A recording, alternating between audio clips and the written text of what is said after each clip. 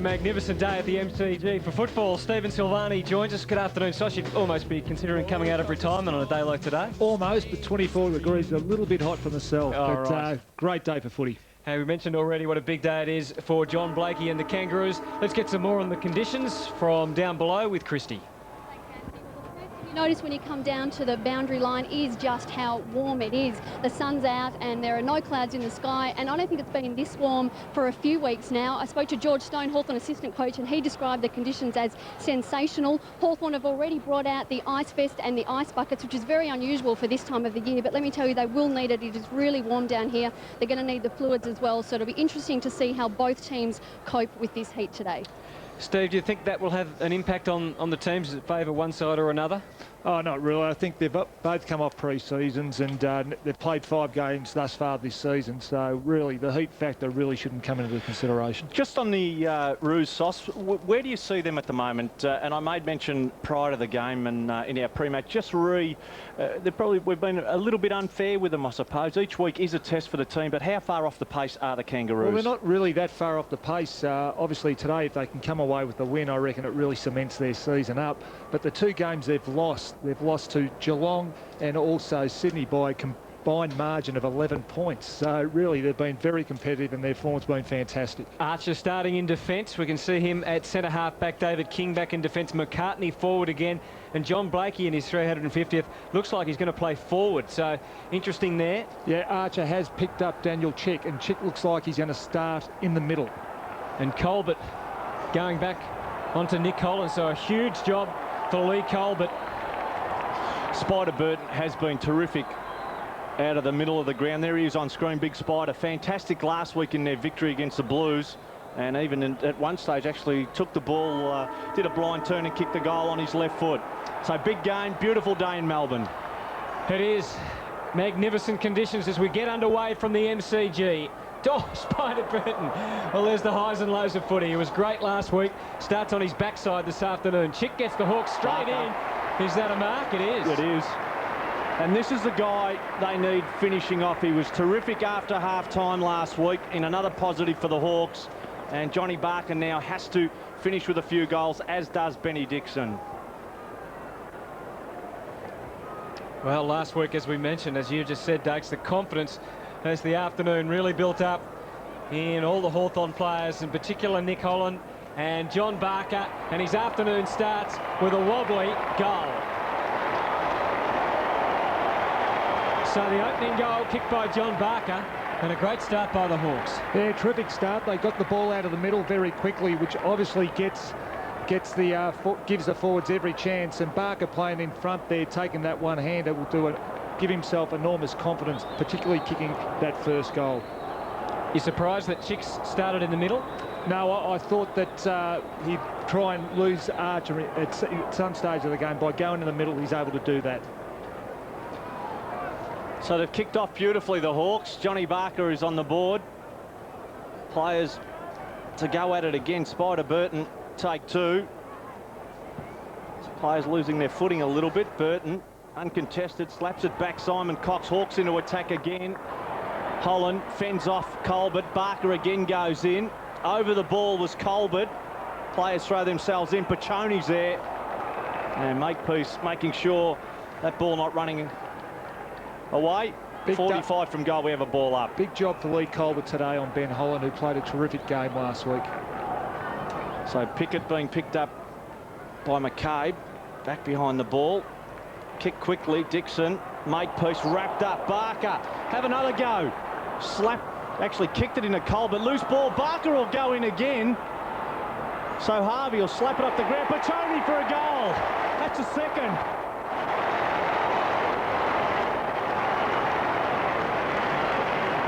So Lance Pachoni has his first, and 2.5 minutes into this first quarter, the Hawks have 2.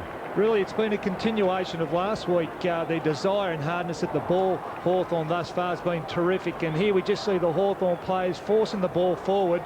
The ball spills out to Pachoni, ends up kicking the ball off the ground for a goal.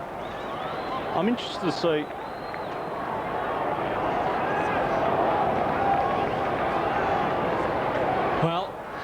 3 minutes in, the Kangaroos have not had a possession. Hawthorn have had 8, the Kangaroos nil. Now they have Ben Robbins, who's been very good for them this year since coming from Brisbane. McCabe, all one-on-one battles ahead. Robbins trying to stop Barker, but Baird also in there trying to get in the road. And so Barker. Well, he's mixing it up a bit. He got a few balls in deep and now coming up the ground, Barker. Colbert was tracking Holland. King. Robbins again, his second possession. Last one went to McCabe. This one gives McCartney the chance. Cox. McCabe.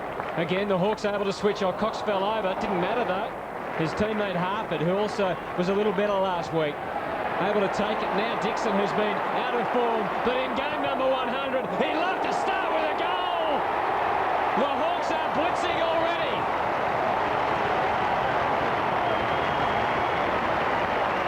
Extraordinary start, Steve. Fantastic start. The Hawks have kicked 3 goals in less than 4 minutes, and really the 2 players they really wanted to get into the game was Dixon and also Barker, 2 of their prime half forwards.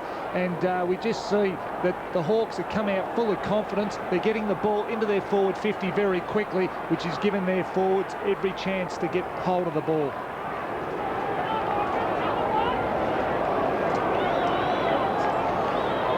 So the Roos again, and I'm not sure whether their starts, Hutto, have been all that good this season. Certainly and again, they had 3 goals kicked on them quickly last week against Carlton. so a slow start, and again Simpson, the ball smothered. Cox goes in, Adrian it is for the Hawks. Slapped on by Corcoran, into attack. McCabe says no. This is coming out again. Hawks off half back. Overusing it, no. Hay to wing, and good mark, Nick Holland. So Colbert giving away the inches to Nick Holland, who was good last week. What he does best, just leading up the ground, presenting towards the ball, Nick Holland. He'll just bomb centre half forward to free, back behind players. One of the Hawthorn players has gone down. Is it Barlow? Chick, is it? Looks like it's against It is Archer, Daniel Chick. and it's against Archer. Well, a little bit of frustration cribbing into the Roos, and again, it's something they could ill afford, because at the moment the Hawks, after 5.5 minutes of football, have 3 straight goals. The Roos, I don't think, have even managed it inside 50 as Daniel Chick prepares to line up. Normally a good kick. This would be a very good start, and one that Dennis Pagan be shaking his head about. They would have built themselves up for this game, as they have each week, as Chick says. It's 4. It is goal number 4.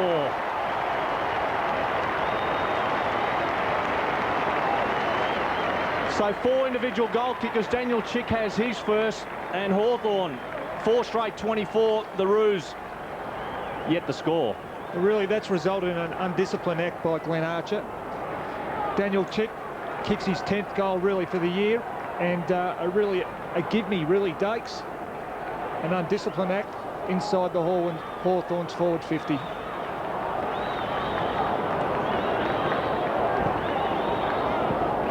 We mentioned last week that Carlton got away with kicking 3 quick goals. Well, the Roos really restructured their whole forward line, so it'll be interesting to watch the bench to see if they make some changes here, because they're getting killed out of the middle and pretty much all over the ground at the moment by Hawthorn. 4 goals to zip. That was Daniel Motlop back in the team today. Baird and now Grant. The options drying up for him quickly. Hawks have got lots of numbers back, so he can't go long here. Had to take a detour around the boundary. Digby Morrell was good for them last week. He only kicked 1 goal, and he gave them something up forward. Not the great start there for us. So one of the problems they have is, I suppose, the reliance on Sav Rocker and as a leading forward, Pickett to work hard, set them up, kick goals and make goals. They've got loose men everywhere, the Hawks. Pachoni, it'll come down to accuracy. Certainly he's within range. He must not have fancied his chances. Great He's got a loose man on the other side, streaming down the ground. It's Richard Vandenberg.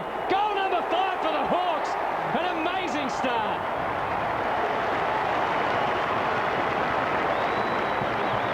Well, what will the Kangaroos and Dennis Pagan do? 5-0. It's amazing. The Kangaroos have they've only had 13 possessions for the game. Hawthorn have had 24 already, and they're totally in control, the Hawks. They're getting the ball out of the middle. They're running the ball through the corridor, which opens up every option for their forwards.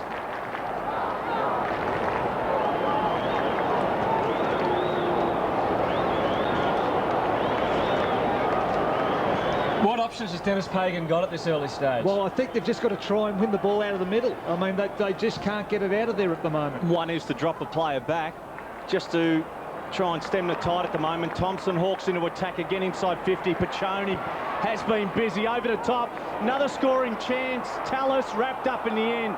Loose ball, Grant out of danger. Missing Stevens, going back on Simon Great Cox has tackle. been good. That is a great tackle, and the Roos are rewarded.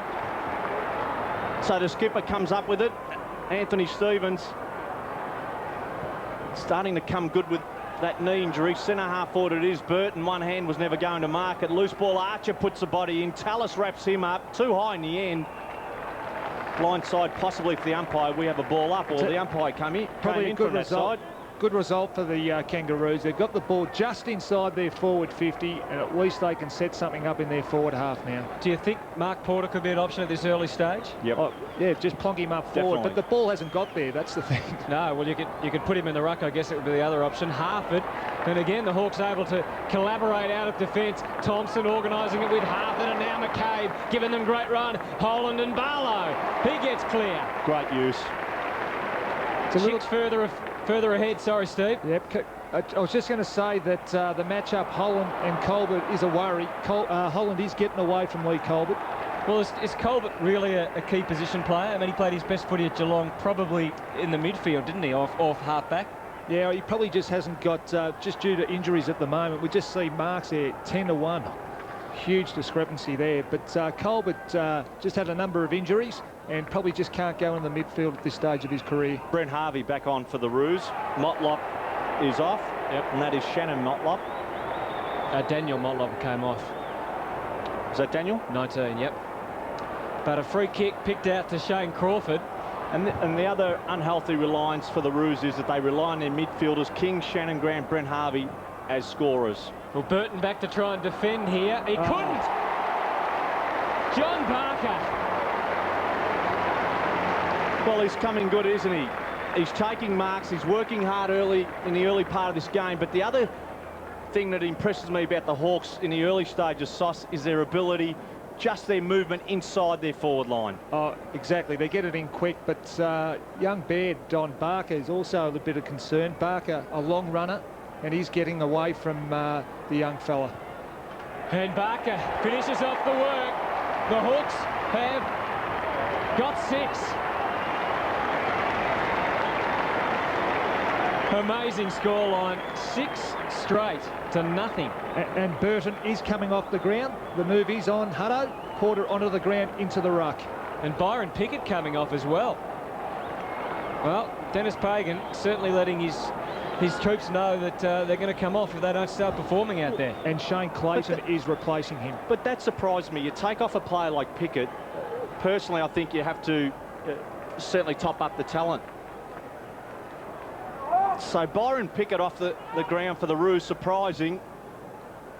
Ball's bounced in the middle. 6 effective goals from the Hawks, straight kicking. Crawford missed it. Stevens slaps up the Porter, dishes it out. Grant into attack, good kick. Clayton has it. Must go back and have a shot here. No one home in the goal square as Morrell goes back there. Will it get there? Hawks. Morrell, great good work. mark. He took a beauty last week, and he'll open the Roos account with a good one this week. A terrific mark, but great kick. Put the pressure back onto the Hawthorn side there. It's the first time they've really got it deep into the Hawthorn 50-metre zone and inside 50, and Morrell did the rest by taking a terrific mark. So Morrell, eyes on the ball. He did the hard work, and that's the easy stuff. From the square, kicks the Roos first. I guess the good thing here for the Kangaroos, Steve, is it's only 12 minutes in the first quarter, so they have got time on their side to get back into it. Yeah, well, they just need to play pretty solid football for the next 15 minutes of this quarter and just hope they can just drag the score back by another 2 or 3 goals.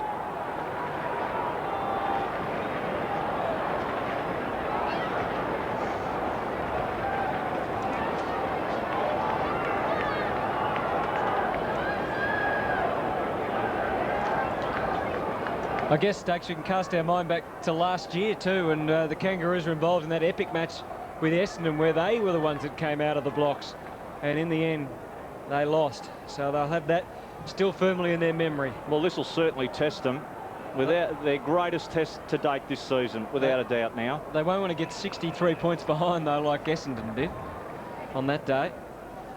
Just Dennis Pagan. I'm really interested to know why Pickett has actually come off the ground. If you take a player with the talent of Pickett, who can be a little bit up and down, he's just capable of anything. Yeah, true, but he mightn't have been playing to instructions, Dakes, and we know how Dennis Pagan reacts to that. When players don't play to instructions. Who started on him, Dakes? McCabe was actually picking him up, who had 4 possessions so far. Well, only Dennis Pagan is the one that can tell us whether he's playing to instructions or not, but that man should be, certainly because of his running ability, and they do lack a little bit of speed, he should be out there. Just a couple of around the ball. Legacy's now picking up Grant. Oh, what about that for a spike? And here's McCabe. And, oh, good smother. It was great smother. Oh, Makepeace got a cruel bounce. Chick didn't try and take it. Makepeace kicks. Simpson's outnumbered here, hopelessly outnumbered. Shocking kick. That's Hodge. Vandenberg, Lekas. Vandenberg again just blazing away. Chick stays down. Barlow goes. Chick waiting at the back. Eventually it came to him, and he just couldn't get the kick in the right direction. They're kicking. That was woeful coming out of the fence for the Roos. They had Adam Simpson out of side wing, and that ball was still 20 metres as it hit the ground, 20 metres away from Simpson. Have they been, I suppose, shielded, or I suppose with their football, they play at night, the Roos, they play under the shelter of Colonial Stadium, all of a sudden we're in open space, a little bit different? Oh, certainly there's different conditions, as you suggested there, Dakes, but really it probably hasn't had much to do at this stage of this game, only 15 minutes into this first quarter. I think they played 6 times at the MCG last year, Dakes, and only won 1 of them. Now, I mean, that can just happen, can't it? So, well, there has to be something in that. They've had 6 goals scored against them in 15 minutes of football. Holland and Porter, Simpson, King, Daniel Motlop. Oh, he put Simpson under enormous pressure. Well done. Clayton's kick, and now Cochrane. So they've managed to work the ball at least to the wing. Rocker outnumbered again. Thompson, Hay, all involved. Good tackling by Morrell, who's been something of a revelation since he came back off the rookie list. Nathan Thompson's form has been terrific, and I'd love to see him actually play side onto the ball, even if he's playing out of the goal square. Probably play out of a pocket, play side onto the ball. I think he's a better player when he moves side on more so than going straight at the ball, because I think he does tend to not be able to judge the speed of the ball coming at him. Lekas and the Hawks moving forward. Now, this is what they need. A bit of run off half-back. King pumping it in. He's got the lead. Clayton! A beauty. He's got to get it in there now. Well, he's within range. It's good. And he's kicked a goal. Nothing fashionable about the kick, but the result was good. And the Kangaroos have got 2 back. So the margin now much more respectable, 24 points. And I guess when you run the ball through the middle of the ground like King did there, it was a long kick, got the ball in quickly up to Clayton, who took a terrific mark. Actually used his hands there, Dake, so probably lucky to be awarded the mark. But I think that's the difference. Hawthorn haven't allowed the Kangaroos to run the ball through the midfield. They've applied pressure.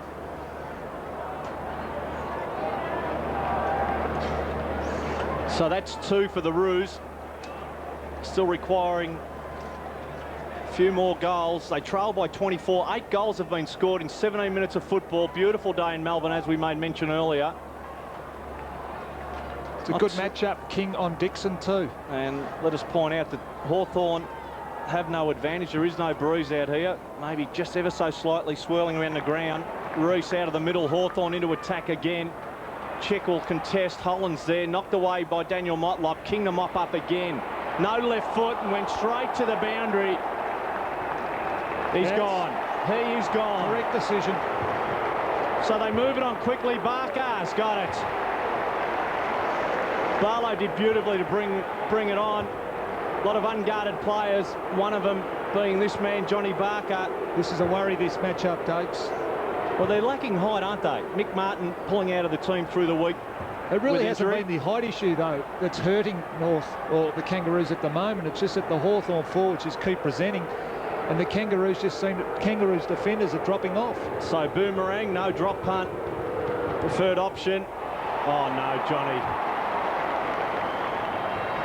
No. Miss. No. So he stays on 2 goals, John Barker, and that's the first blemish, I suppose, for the Hawks. Hutto, they're first behind. Absolutely. 6-1 to 2 straight. Harvey with the kicking in duties.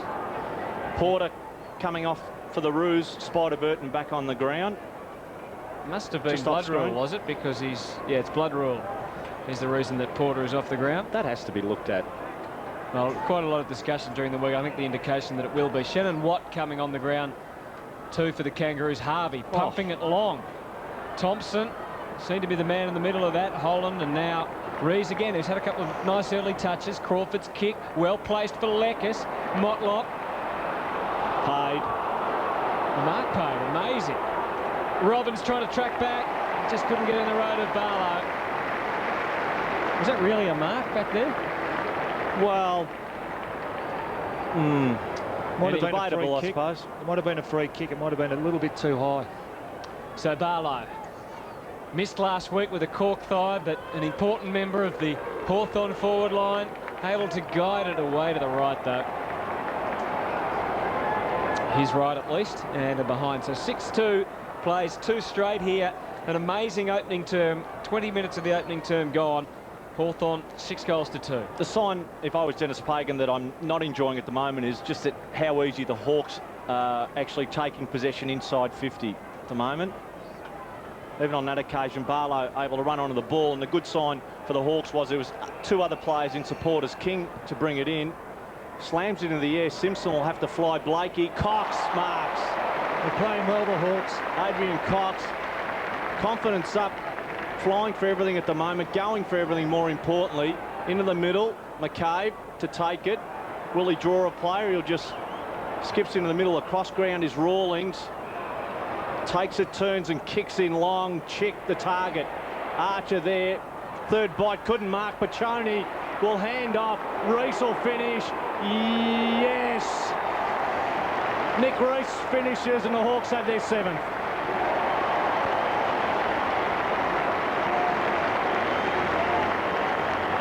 Well, there's no stopping him at the moment, and the lead jumps out to a healthy 32 points. It's 7-2-44 the Hawks. The Roos are 2 straight 12. Really, it's just been too easy for the Hawks. No pressure really applied by the Kangaroos, and really the Kangaroos defenders have been undisciplined. They're not spoiling, and they're falling off their opponents. Well, no favours done for sentiment for Dennis Pagan, with John Blakey off the ground, replaced by Shannon Motlop. Burton, Robbins, and the Roos needing to respond here. Interesting, Ben Dixon is further up the ground as well, Sauce, so Peter Schwab trying to play him into the game. Early touches, confidence, hopefully confidence will come with that. And I think that's a good move too, because Ben struggled a little bit this year. We just see the inside 50 there. It's Kangaroos 3, Hawthorn 13. Totally dominant Hawthorn. Burton, Robbins, tough for Simpson to do anything effective with it under those conditions. It will be effective though here. Big chance for Clayton. Clayton and Morrell have been the only lights up forward for the Kangaroos, and here's Digby again. Another gallant effort. Hit the post. Somehow it weaved through all the Hawthorn traffic. Crawford did well on that occasion. Good pressure. And I think when the Kangaroos have got it into their forward 50, they've actually looked quite dangerous. Adrian Cox marks the Rawlings kicking. He's been an excellent player. Late last year, introduced into the defence. Certainly carried on this season. Hey, ball smothered. Plenty of time to go back. Did it too easy in the end. Out to a player all on his own. Rawlings directs it towards wing. Barker again does beautifully. Watt out of business. He'll slap it on. If anything, he slapped it on again. Johnny Barker did beautifully. Now has to come back. But after that first slap on, gained another 30 metres. The easy part would have been to have gone over the line. Slapped it on 30, half forward. Boundary throw in, outer side, Hawks into attack. And Watt did very well to stay with him there as well. Ball to come in. There's Cochran, Nathan Thompson having a bit of a break on the bench at the moment.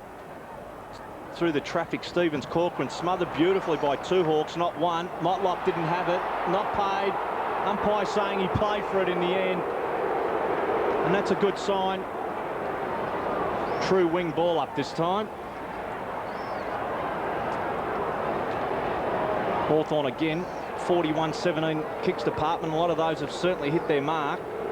Campbell with Burton. Cox it was. Decided to do the ruck work. Leckus over the line. This time boundary throw in. 23 minutes in and Glenn Archer hasn't had a possession yet. Surprising. Has been a super player this season, Glenn Archer. Ball to come in. Interesting from the boundary throw in. You'd expect Burton to have it all over young Campbell. He does beautifully. Slaps it down Robbins.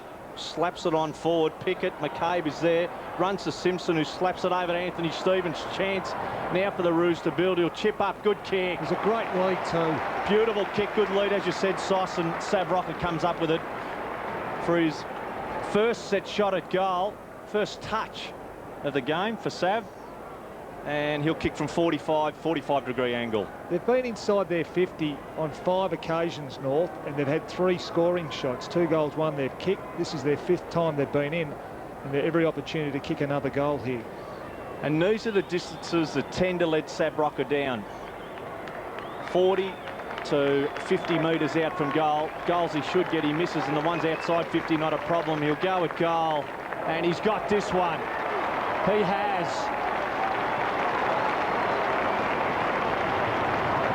So that's the 3rd goal for the Roos in the game. The lead has been cut back, and Sav Rocker has his first. It's 3-1-19 the Roos. The Hawks are 7-2-44. They're in control. Well, really set up by Anthony Stevens. His kick to Sav Rocker here was exceptional, and the lead that Rocker actually provided was a ripper. He really approached the ball very hard, always tough to stop. Beautiful kick in the end.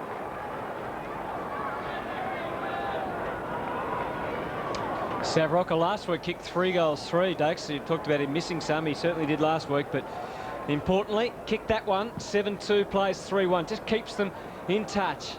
Been a dominating quarter out of the middle by the Hawks. Leckus again gets it in quickly. Watt wrestling down there with Hodge. Adrian Cox weaved his way through. It's an open square. It needed a very kind bounce. Or maybe a handball, Dakes. Yeah, he should have given it out. He had players in sport. I think it was Leckus. And Leckus was going straight at goal and would have been on his dominant side. And really, if the Kangaroos want some chance of winning this game, they've got to start winning their share out of the middle. 7-2 thus far. Yeah. Certainly need to turn that stat around. King played on. Handball's out, Makepeace, left footer. Slaps it out to Grant. Shannon White in trouble. Back to Grant, the left footer. Leckus did beautifully, Grant, in the end to evade. To wing it is. Baird will jump. 2 Roos jump, and that's one of their problems. Reese slaps it back in. Leckus, great mark in the end, Archer. And that's where you expect to see Glenn Archer backing back in packs and holding his marks. In the end, Morrell, big ask. Robbins plays in support. Pushed in the back by McCabe. No, umpire. Oh, and he's gone. One week they pay him, the next week they don't. I'm not really sure about this. The umpire's saying he dived on the ball, but he didn't really dive on it, did he? He dived with it, which, yeah. McCabe into the pocket, good kick.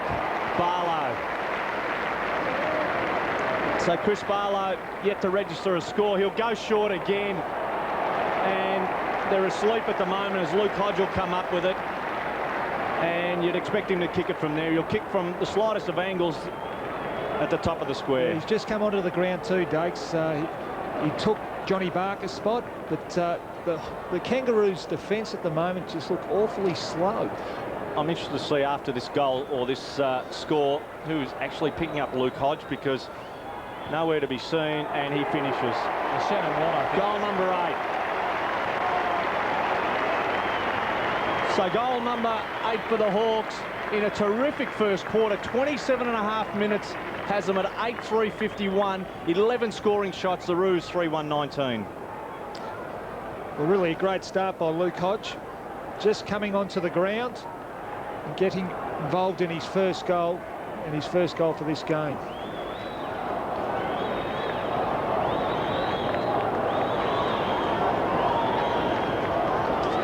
We talked before the game about a longer kicking Hawthorn. They've had 22 long kicks to 9. 22 long kicks to 9, Hawthorn.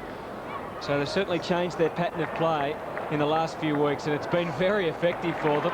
Here comes another one now from Harford. Up towards Barlow. Gee, hit the pack hard.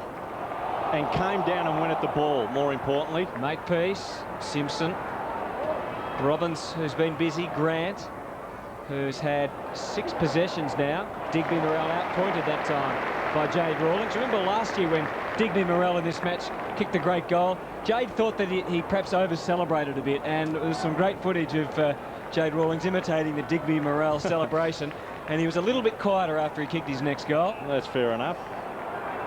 We learn by our mistakes, Hutto. Holland the target. Colbert right with him. They managed to keep it alive at least for a moment or two. 8 goals 3 to 3 goals 1. An astounding opening term by Hawthorn here at the MCG in warm but magnificent conditions. The other bonus is Chicka's gone back to the goal square, which has taken Archer out of the play. Robert Campbell looks like he's got a knock to his knee in that ruck contest. So the ball ever so slightly into attack for the Roos. I suppose better than nothing at the moment. Close to half forward outer side of the ground.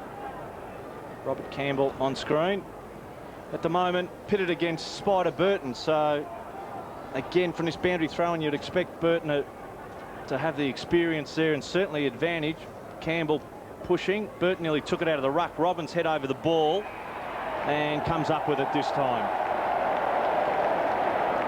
So the Roos looking for a late goal as quarter time approaches. Just under 30 minutes.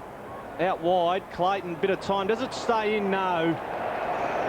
And two contrasting styles at the moment. Every time Hawthorn, with their kicking skills, look for a teammate, they find. Johnny Blakey, 350 games this afternoon. Been a fine player. And the Roos, as I was saying, again, pretty wayward with their disposal. Gee, interesting trio. McCartney, Blakey and Brent Harvey on the bench. So Robbins around the body. McCabe put the body in, loose ball. Too high, Vandenberg. It'll go to the Roos. It is a Roos kick. Vandenberg certainly had the forearm up. And in the end, they surprised a few people, but the Roos have it through Clayton, who has a goal, and it's a chance for their 4th. And just on Harvey, he has not had a touch, which is amazing. Well, that's the key to playing against the Roos. You have to put the running of Brent Harvey out of business, David King out of business, and really, that pretty much shuts them down. Simpson and Shannon Grant will continue to work pretty hard, as will Anthony Stevens, but Clayton with a chance to kick a goal before quarter time, and he kicks his second. The Roos have their 4th. So 2 to Shane Clayton. He's their major scorer at the moment. They trail by 26 points. The Hawks are 8-3-51. The Roos 4-1-25. And he's been pretty good too. He started on the bench at the start of this game. He's come onto the ground, had 4 possession and also kicking 2 goals. And he's really provided a bit of a spark for the Kangaroos. It's been good.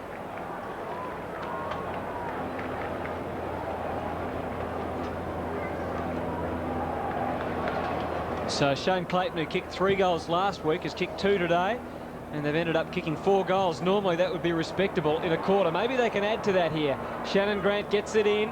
Clayton again one-on-one with McCabe. Digby Morrell not able to get ball to boot, and the Hawks getting it out of defence.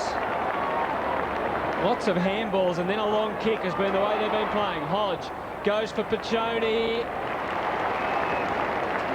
Right on the brink of half forward. Crawford kept on running. Good chance. And this is really going to hurt the Kangaroos, isn't it? Well, that's great running, Sauce. Crawford was part of that group on half back, and here he is, ends up with the ball. Gives you an idea how hard he's working, because he ends up with it 40 from goal. And they've been terrific for each other too. Just on that instant there, Hodge actually screened his opponent off to allow Crawford to take that mark also. Pretty smart football. And Nick Rees, who had a handball in amongst that, has had 8 possessions from the first quarter. Excellent. Excellent. So Crawford, for an amazing 9-goal quarter for Hawthorn, as close as you could get, and that just gives the Kangaroos just a little bit of an opening, doesn't it? Well, it probably does. The Kangaroos have kicked 4 goals, but the quarter really belonged to Hawthorn. They were totally dominant, really inside the centre square and getting the ball inside their 50.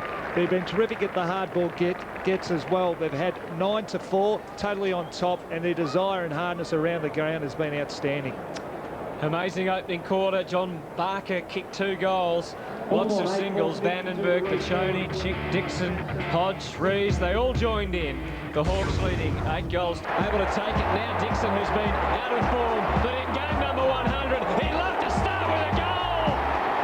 The Hawks are blitzing already. And that they did for the opening term. They're all lining up for goals. 8-4-52 Hawthorn. The Kangaroos 4-1-25, so at least, I guess, staying in touch, and the margin 27 points after the opening term here on a very warm day at the MCG. And there's John Barker, who started with a couple of goals, Steve. Oh, he was terrific early. He's had 6 touches for the game, but I think the positive out of it is that he's taken 4 marks. He's coming up at the ball, he keeps presenting, and his 2 goals were the reward of some hard work, and he really has set up the game for the Hawks. The other thing, I guess, that was so noticeable in the opening term that was creating so many of their chances was their work out of the centre. 8 centre clearances to 3. Oh, well, I don't think you can really win a game. You might win the odd one, but I guess when you lose, when you absolutely get thumped out of the middle, well, it's going to be difficult for you to win the game. And, until the Kangaroos start winning their share out of the middle, well, it's going to be very tough for them.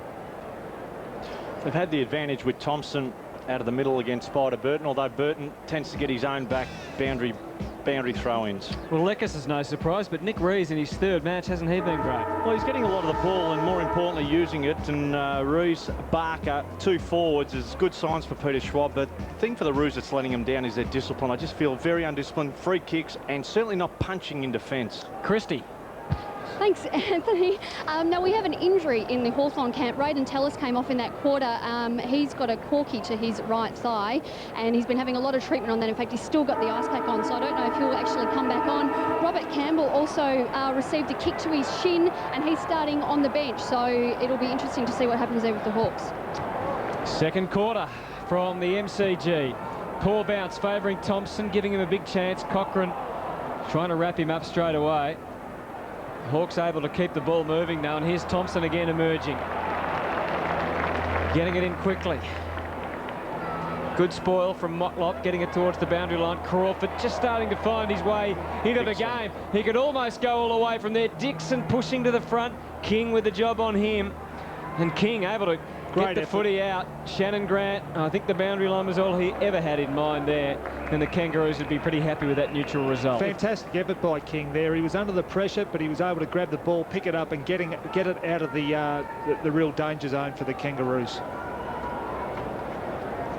So 8-4, playing 4-1. Cochrane with the job on Shane Crawford. He seems to be the #1 tagger for the Kangaroos these days. This is Cox. Leckis, another possession. Dixon pushing back. Well done. Gets another chance, Dixon. Didn't have a shot. Set it up for the front. Harford running back. Archer. That's better. As always, crashing in and making a difference. They made it with certainly a lot of authority on that occasion. Well, that's it. I was just going to say, Archer's spoil actually just puts a bit of authority back into the North defence, or the Kangaroos defence. That was certainly lacking in that first quarter. Everyone flying for marks early, backing themselves. Ball will come down. Dixon, another bite at it. Not able to scrape away. Archer handed it off to the running King, off half back. Has to bomb in long. Good sign. Underneath it, Simpson. One hand. Didn't have it in the end. Allowed to go on was Roos. Clayton over top to Pickett for his first touch. Will go around Thompson. Did enough just to retard him. Pickett with time. No one home. Graham sits underneath it and takes it. Fantastic effort by Thompson there, just to get the ball out of Pickett's hands. So Rawlings back inboard to the running Johnny Hay. Hands off to Roos. Decides to do it on his own. Back to McCabe, so they concede. He can go over the top. Graham, member's side of the ground, will take it. So they're sharing it and using it, the Hawks at the moment. Very direct in that first quarter, certainly penetrating with their kicking. Holland well down the ground. Has to go, and in the end, it was Daniel Motlop behind. who knocked it over the line. He's actually done very well, Lee Colbert. Looked like Holland was going to get away from him early, but he's certainly done a good job on Nick Holland. John Blakey still sitting on the pine at this stage. In his 350th, Shannon Grant. Crawford. Lots of space ahead of Barker. Baird, who was a Box Hill Hawk last year. Troy Makepeace looks quite comical with that gear on. He's got a toothache. Well done, Sam. Rocker. It was well done, but he had very little support. Hawks had the numbers. Graham, McCabe on the way out. He's got Cox pushing to the outer wing too. Delivers for him. Well enough. And now they've got a loose man further afield. Barlow pushing into the space on the wing. Clayton couldn't stop him. And now Dixon leads. Chick leading as well. And Holland, plenty to aim for. Good work out of defence though by King. He suddenly realised had nowhere to go. The full U-turn and doesn't quite deliver as he would have liked. Stevens worried out of it. Good kick. Barlow for Piccioni. And the Hawks on top all over the ground. It's just amazing what pressure does when you do chase your opponents hard. The ball ends up turning over through probably skill errors, and that's what pressure does. It gives you another chance. One of the problems with David King's game is he has no left side. He can certainly get the ball on his left foot and into the air. He rarely directs it on his left foot unless it's 15, 20 metres away. On that occasion, he was caught out, and this will cost the Roos now. Piccioni just kicking 1 goal, 1 going into today. The other player they need firing the Roos is Makepeace. He does set him up out of defence. This for his second, and came back not too bad, but not much animation shown by Lance Piccioni. The giveaway that it's a behind, so just the one behind scored by Hawthorn in this quarter. The margin now 28. And I think what the Kangaroos have got to do, they've just got to try and slow this game down a bit, try and hold Hawthorn up, because we know that Hawthorn is a running team and they love to get free and carry the ball. So if the Kangaroos could just get the game under that tight, intense pressure, they might just give themselves a chance. King over the top, Stevens to no one in the end. Motlop did beautifully on that outside. Daniel goes back to Barker though, will go in short, and Piccioni's been good. Stevens will cut it off. No, he didn't. Kicked off the ground. In the end, back there was King. Over the top, they need a little bit of running. Robbins, can they get it? Baird onto Pickett, who has been very quiet. Archer, better in this second quarter, Archer and Pickett. Again, Reese does well, the youngster. Hands clear, hands off to Vandenberg, to Cox over the top. Lekas with a little bit of time. Pickett will run him down though. Did beautiful. It's a mark to Hawthorn. Too easy in the end. Barlow. So Lekas kicked it into space. Barlow runs onto it, and he will line up from 35 directly in front. And I guess the Kangaroos' defence are under enormous pressure here. The ball continually is being drilled up into their area, and once again we just see a North Melbourne defender just sitting off his opponent. So Barlow to finish for the Hawks, and does it nicely.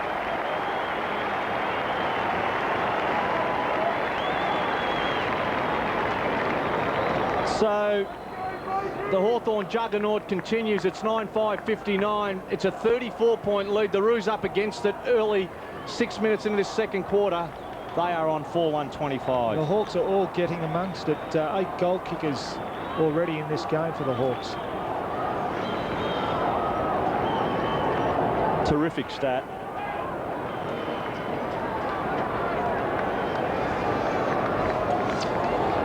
"23 times Hawthorn have been inside 50, only 9 for the Kangaroos."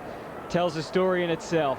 Lekas being one of the prime movers out of the middle, as has this man, Nathan Thompson. That time, Porter able to worry him out of it. Cochrane. Crawford had a pretty big second quarter. Chick's got away. Yes, was that over the shoulder or a mark? And Hutto, once again out of the middle of the Hawks. Gives you the first chance. They have dominated in that area, Sauce. Absolutely dominated. And the problem for the Roos is they have, once it gets into Hawthorn's attacking zone, the Roos, their ball carriers are non-existent at the moment. Trying to take it all the way up the other end is really a battle for them. And I think players start playing for survival as well. Well, here's Daniel Chick. Kick 4 last week. And this one not online, although No. it's going to be called a behind. The real concern, I think, Dakes, is they're just not winning the ball already. The Hawks have had they've had 114 touches. It's a 50-metre penalty. I'm not sure what that was for. Inside 50, 24 playing 9. No surprise. 15 scoring shots to the Hawks, 8 minutes second quarter versus 5. Just to finish off what you were saying there, Steve. That was the 114 to 69. That's an amazing difference, isn't it? It's against Barker, who kicked it over the head of David King, the full-back. So it's half forward at the moment. Clayton waited in the back. So it's pushed twice on that occasion. So Shane Clayton has 2 goals in the game, long way from home. In the end, straight into the man on the mark. Stevens over the ball, should have been a free in the end, and is. A little bit sloppy from the Hawks in the end, and the Roos skipper showing the way again, head over the ball. Stevens, 55 from goal. This will test him. He'll certainly look to find a play just inside 50. Cochrane has it now to the top of the square. Dig Morrell front. No, in the end dropped it. Was Thompson. Toe poked it beautifully. That was all he needed. Over the line. Backman's best mate is that boundary. Close opposition goals, and we have a boundary throw in 15 from the Roo goal. So again, pretty hard, even if the Roos are able to win possession. Unguarded goal square, dangerous for the Hawks. Loose ball. Nick Rees will see it over, and the youngster has been good. So March 11-1, and a lot of those have been, and that's one area of the game the Roos certainly have fallen away, taking an overhead mark. And they have got some big men out there too, the Kangaroos. Ball comes in. Thompson starts from behind, Porter down, Shannon Grant to Robbins. Lekas does enough. Simpson does well. Good kick. Rawlings, Morrell, Cox for the Hawks. Adrian to Thompson. It was enough to get it to 50, so it's away from goal. Shannon Grant to Makepeace, who is good and doesn't finish. Really, it's a poor play there by Shannon Grant. He gave the handball. It was the right option, but all he needed to do was block the guy that actually chased Makepeace there, and it just would have allowed him to carry the ball another 3 or 4 metres, and he could have really steadied. Nick Holland on the bench for Hawthorn, only 1 possession, so some credit must go to Lee Colbert. Graham combining with Rees. Again, he's been fantastic, young Rees. Graham delivers for the wing, and Barlow got plenty of options across half forward. Big Campbell's on the ground. He's wandering around at half forward. Now the Kangaroos have got plenty of numbers back. Initially he was going to go short, but it's about 3-on-3 down there. Robbins showing courage to get back in front of Big Campbell. Hurried kick forward by Cox. Gives them a chance. Chick wrapping up Cochrane. Crawford stolen and kicks a goal. Another captain's goal. Celebrations continue for Hawthorn.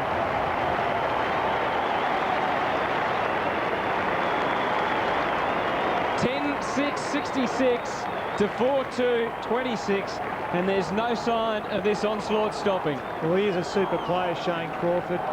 He always bobs up week in, week out, and when you give him half a chance, he usually capitalises on that. We just see here on his left foot, beautiful snap to goal.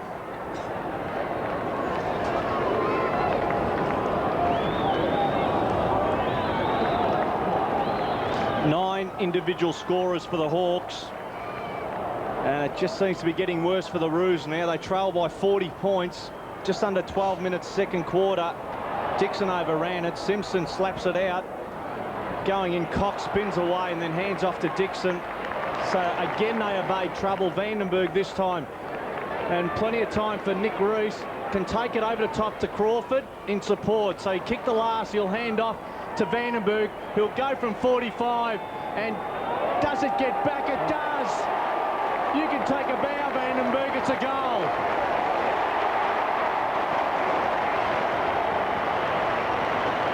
So it is getting worse for the Roos, and there is no stopping these Hawks as they move to 11-6-72. The Roos sitting on 4-2-26. Once again, a terrific goal by the Hawks. We just see, well, Mark Porter is coming off the ground and being replaced by Burton. It's really an area, the middle of the ground, where the Kangaroos are getting absolutely hammered, and something really has to be done in there if the Kangaroos are going to get back into this game.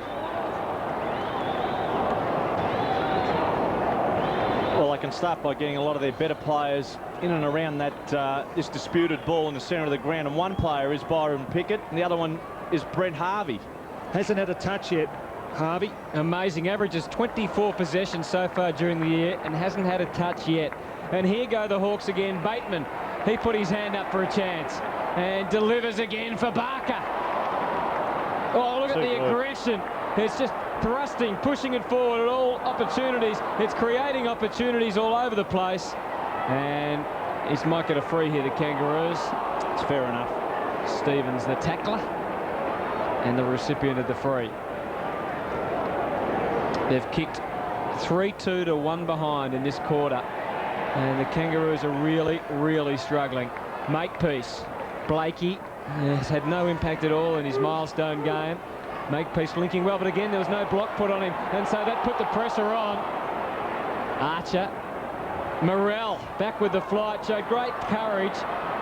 Almost created an opportunity, but Cox to clean up. Had Holland going for him. Rawlings with a surety on the wing. Crawford, who's got away from Cochrane in this quarter, coming in for possession number 12. Chick down there. The ball didn't carry as far as him. It didn't matter. Good kick. Barker got leads on. Mark Graham, I'm watching, who's drifted into the square. He has. He wants it. Barlow at the back. And 11-7 now the score for Hawthorn. In fact, it's 11-7, 73 to 4-2-26. And I think one of the lesser-known players is a youngster, Nick Reese, who's had an exceptional game. He's already had 13 touches and a real concern for the Kangaroos. So Clayton out wide to Archer. Off half-back towards wing. Big ask again. Did well, Shannon Grant, to knock the taller Graham out of business. Into half-forward, Pickett. Bounced in the end. Didn't even bend down to it. Moving too quick. Adrian Cox didn't have it. Then slaps it out to McCabe. Knocked up supporting themselves at the moment. McCabe with a little bit of confidence, a little bit too cocky. Ball just blazes away and ends up in the hands of Burton. So Clayton chips in. Morrell will mark. Still a long way from home, Roos. Need a score. Sav Rocker back in the goal square. He'll go long. No one home, no one there, and Hay should mark. Oh, Sav did well. Did well. Considering he wasn't watching the flight of the ball, ran back, knocks it over the line, 15 from goal. Roos with another bite at this one.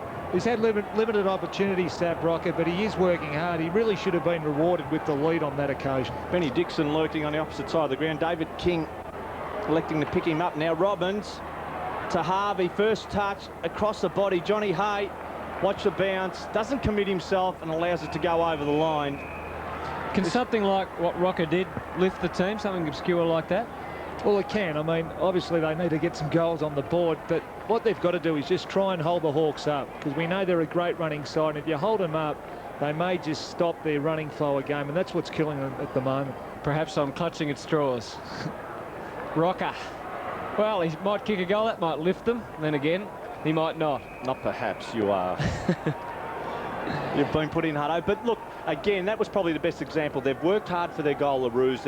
Certainly their running ability inside 50 is nowhere near what Hawthorn's is at the moment. So let's face it, they will have to grind this game out. Thompson trying to get it out of defence. Robbins able to get it back to Harvey. His second possession. Shannon Grant, but they're going the wrong way. Fast at the moment. Clayton. Rocker's down there. He's got clear. Rocker got clear of Hay. Got to come over Cox. And in the end, too many Hawks around him. Rawlings, left it behind for out of the chance for Big Spider. Kicked the goal last week. They're not going to let you get away with it this time, Spider. And Thompson enjoying a bit of a laugh there. The Hawks certainly can smile. They're 11-7. The Roos are 4-2. It's actually been a good minute of play here for the Kangaroos. They've kept it inside their 50, just applying a bit more pressure to the Hawks. Shannon Grant, 12 touches. As we saw there, haven't been able to take a mark inside 50 in this quarter, the Kangaroos. And I guess what happens is when the team is totally on top, if you're a North Melbourne defender, you start playing for a bit of survival. You don't get any run out of your defensive half. And what happens on the opposite side of the coin, the Hawks defence can really run the ball and play some attacking football because they've got control of the footy. Harvey trying again. As far as their other prime movers are concerned, Glenn Archer's had just the 1 mark, 5 possessions. Simpson's had 8 touches, Grant's had 12, Robbins 11, David King 9 and Stevens 8. Harvey perhaps tackled without it, but not getting any favours from the umpires. It's a couple of times that he's had some questions to ask. Adrian Cox, another contributor with 6 possessions for the Hawks. As we get a great look at this throw-in on a magnificent Melbourne day at the MCG. Hawthorn certainly enjoying it. 11-7 playing 4-2. And they're controlling the stoppages out of the middle and around the ground. Bateman, again, Holland presenting himself. Colbert did give away the free kick according to the umpire. Advantage not paid. Been a pretty good duel, this one. Holland's had 1 touch, well, this is going to be his second. Colbert's had 1 touch, so Colbert really is doing his job. I want to make mention of Lance Piccioni. 8 touches. He's certainly he's kicked a goal and has been a very good play. Does a lot of bullocking. Crawford at the back. Big leap. Burton had to be quick with the hands. Wasn't quick enough as it turned out. Archer, the boundary line was his target. Daniel Chick off the left. Not that time. And now the Roos perhaps can get some run with Harvey having his 3rd possession, and he's got an option in Shannon Grant deep out on the wing. He's taken 2 bounces, decides to kick. Beautiful kick. Shannon Grant, the best Roo at the moment. Certainly the stat sheet shows that. And again being held up. They have to move it quickly. Looking for a marking option. Pickett, Simpson will fly. Adrian Cox, who's hurt too, I was just about to say, has been excellent with his run and his ability to blanket in this first half of football. There's a kid that has emerged as a real player for the Hawks. Certainly he's running. And Simpson, he's another one that has been very quiet. Ball's bounce, comes down. Pickett missed it in the end. Thompson handed it to Lekas towards wing. Holland took the sting off the ball. Makepeace did it, starting to get a bit of the ball. They need him in the end. Wayward handball. Grant with a little bit of time. Into the forward line they go, and sitting back there is guess who? Nathan Thompson, who read it beautifully. Took a mark. Graham. Hawks. Out of sight, and here we go. Hawks with plenty of space. He'll go on. Lekas. No one within Cooey. 60 from goal. Goes in short over the head of the Chick, and in the end Holland couldn't control. They should have done better out of that move forward, the Hawks. It's 30 from goal, and we have a boundary throw-in. Wasted opportunity. They lead by 47 points, and the cheer is for Nathan Thompson. Robert Campbell back on. Thompson's football has gone ahead in leaps and bounds since going into the ruck. Harvey's kick smothered. Loose ball Harford. He and Reese, lack of communication. Grant into the foot of Makepeace. Loose ball Baird. Again, all Harvey crunch. Grant to Cochran. Has to just bomb in long. Half forward, Morrell knocked away Rawlings. Loose ball Vandenberg. Cox. Adrian it is. Will run off wing, go in long. Looking for Barlow, who'll jump. Knocked away beautifully. Back into the middle of the ground. Oh, Robert Campbell slipped over. Going in Morrell. What was there? And in the end, he's wrapped up by Robert Campbell. Great sign. And we have a ball up in the middle. And Sauce, it's always good and encouraging when you see a ruckman go about it like a ground level on baller. You're spot on, and it's basically what they've done. They've shared the workload thus far in this game, and their support for each other, the Hawks, has been sensational. 73-26, the Kangaroos just 1 behind for this second quarter, which was bitterly disappointing for Dennis Pagan after their poor start. Rocker's got to beat 3 again, and it's just impossible for him at this stage. The Hawks getting great numbers back. Morrell, Robbins, now there's a chance. Clayton for his 3rd goal. He's been keeping them in it. And he kicks well. First goal of the second quarter for the Kangaroos is Shane Clayton's 3rd, and the Kangaroos now 5-2, the Hawks 11-7. Yeah, you're probably spot on what you've said there, Hutto. He's had 10 disposals for the game, and that was his third goal. He is providing a bit of life amongst the Kangaroos, and he's one player that can hold his head up high at the moment.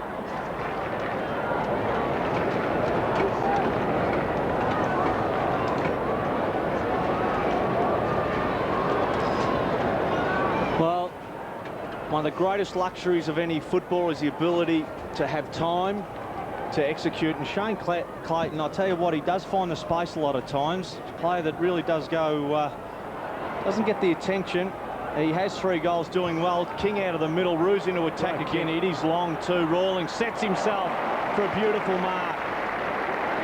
He went back with the flight, and he's another player starting to grow with confidence. Cox, Simon, half forward to Harford. Hasn't had a great deal. The ball certainly has work. Barker. So execution, or their skills have been excellent. Over wing it is. Holland comes out the metre, slaps it over to Harford, working well. Beautiful kick. Dixon will mark. So 23.5 minutes second quarter. They lead by 41. No letting up on the Roos at the moment. The Hawks in control. Dixon will just go to the top of the square. Campbell, Thompson, it's got it. No, 2 bites, dropped it. Loose ball to Reese, running away from goal. Should have put the round in line, and in the end jumped out of the way. Harford. Was it out? It's a goal. Oh, it did me a favour in the end. So minor score. It's 5-2-32 the Roos. The Hawks are 11-8-74. Byron Pickett. And there you have it. No disposals in the last 15 minutes for Byron Pickett. And just looking up his stat sheet, which I'll give you in 1 sec. 2 stats for the game. Robbins goes looking for Morel. He just won't quite get there. And Bateman able to collaborate with Rawlings. Oh, Campbell, whoops. And his second game creates another opportunity for the Kangaroos. Digby Morel can wind up from there. Went looking for Big Sam, who was on a lead. Bateman gallivanting along the wing. Pachoni again able to link up with Bateman. Harford, brushed them off. Another goal. No, Thompson maybe still a chance. Barlow out of bounds on the full. So the Kangaroos getting some relief. 25 minutes have gone in this second quarter. Well, Barlow, I think, conceded early on that occasion, was never going to mark the ball, but he should have still jumped with one hand to have at least got a hand of that. He'd rather a boundary throw-in than the opposition taking this ball out. Daniel Motlop to go across goal. And this is what they have to do, start taking chances, and they need this man, Brent Harvey. As you can see, what's in front of him at the moment, carries the ball and takes it in long. A rare occurrence. Oh, good mark. Mark Graham sitting back there, giving nothing away at the moment, the Hawks. Across the ground, Harford, no let up. Simon Cox on his own. He went over his head to Leckis. Cox will run. Leckis will draw. The left footer takes it. 35, and that is good. That is real good. Simon Cox goals.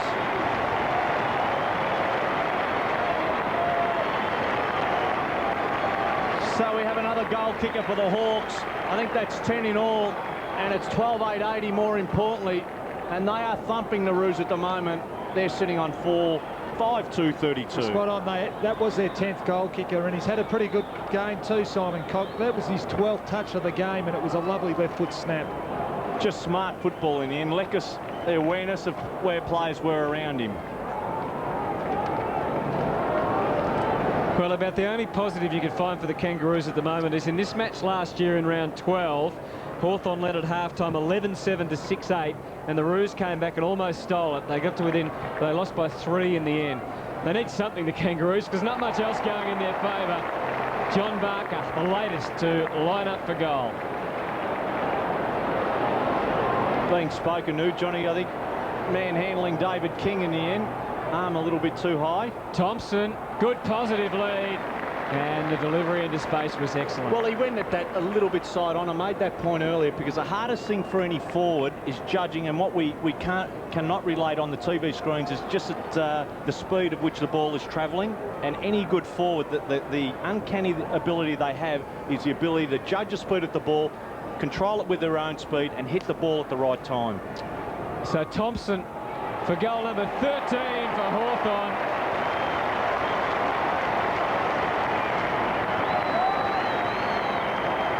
And that makes 5 for the quarter after 8 in the opening turn for Hawthorn. Thompson also joins the goal-kicking list. And the Hawthorn side 13-8-86 to 5-2-32. And once again, the quick kick out of the middle was a result of some good play by the Hawks. And Johnny Barker's just taken his 8th mark, and he set this goal up by delivering a beautiful pass to Nathan Thompson.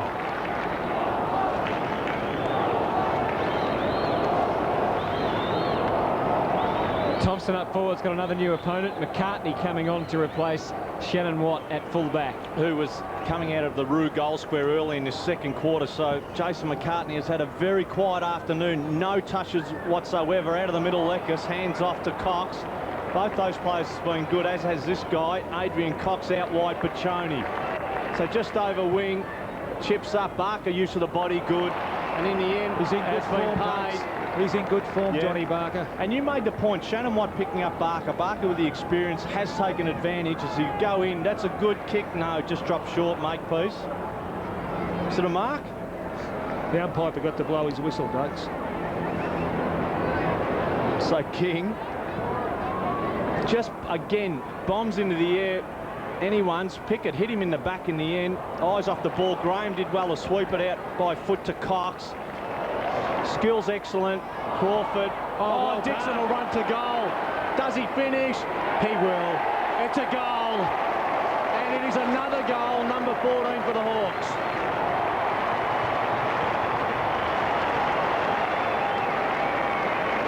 Well, it was 8 goals in that first quarter of Hawthorn, and we certainly couldn't stop raving about their start. Well, it continues. 6 goals in just under 30 in this second quarter has them at 14-8-92. It's 5-2-32 Roos. And it's great to see a guy, when he runs with the flight of the ball, doesn't know what's coming and gets rewarded for his hard effort.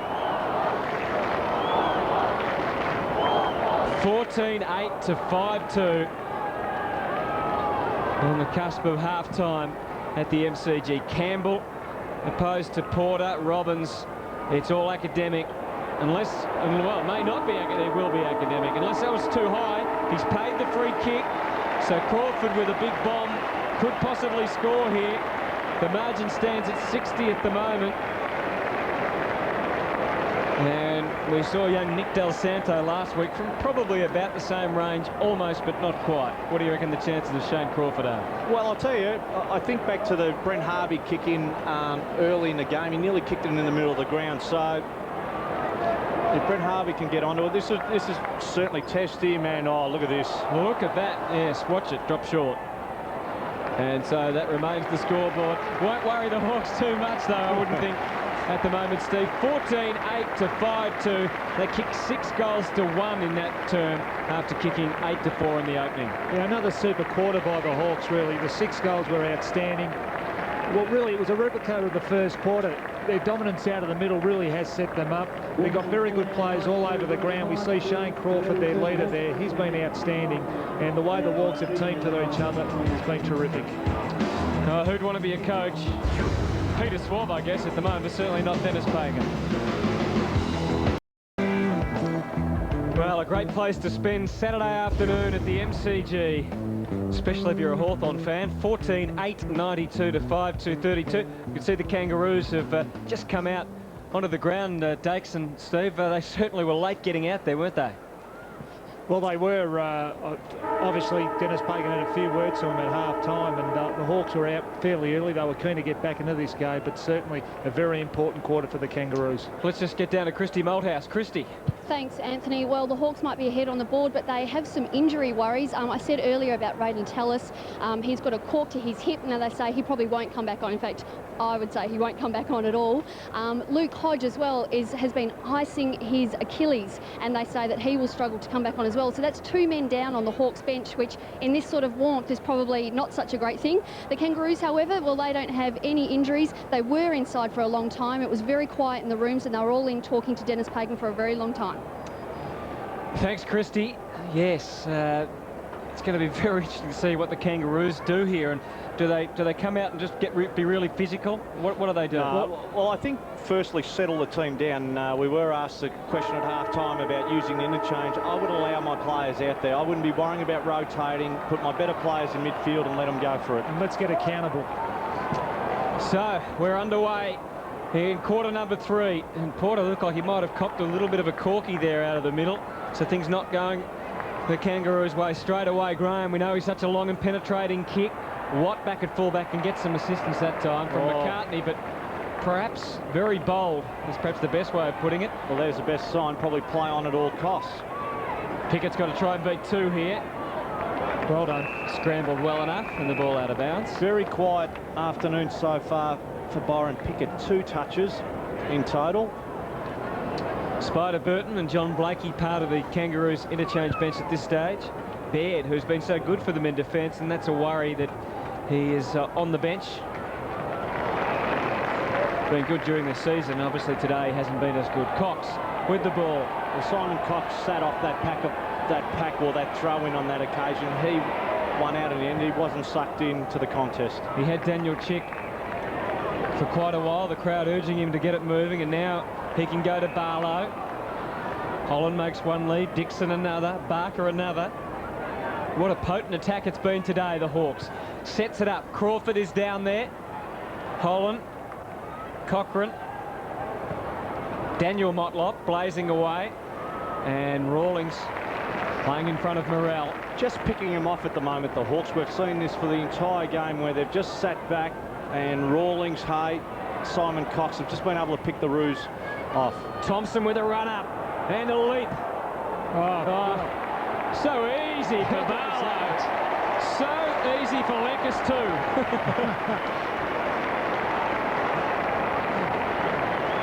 Well, it doesn't matter. Any of them could have kicked it the way they're going. You are human, Hutto. You do make mistakes. But fantastic play by Lekas. He got front and square. He was at the feet of the big fella, and certainly got the rewards he deserved. And obviously, I think the Kangaroos just need to play man on man for a little while, just get a little bit more accountable.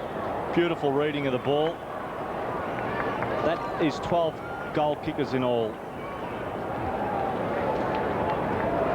Angelo Lekas, 20 possessions, 12 goal scorers for the Hawks, 15 goals early in the 3rd quarter.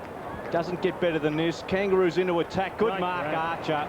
And there's a move early in this 3rd quarter. Archer into the forward line, into attack as Porter. Sauce? Yeah, Porter's come off the ground and been replaced by Burton. So only 2.5 minutes into this 3rd quarter, a move's been made. So Glenn Archer with the chance. Spider, I think, good boundary throw-ins, but with the ball going either way in the centre of the ground, really not giving the Kangaroos with no advantage there, even though he's a lot taller. Archer, the helicopter, I think is good. It is.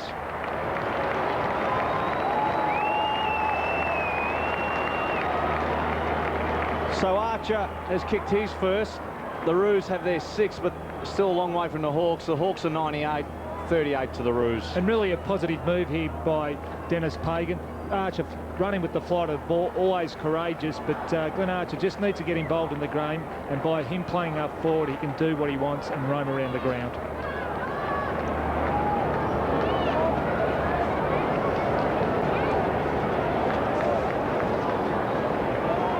So 15-8 to 6-2. The Kangaroos at least on the board in this 3rd quarter. Burton back in the ruck.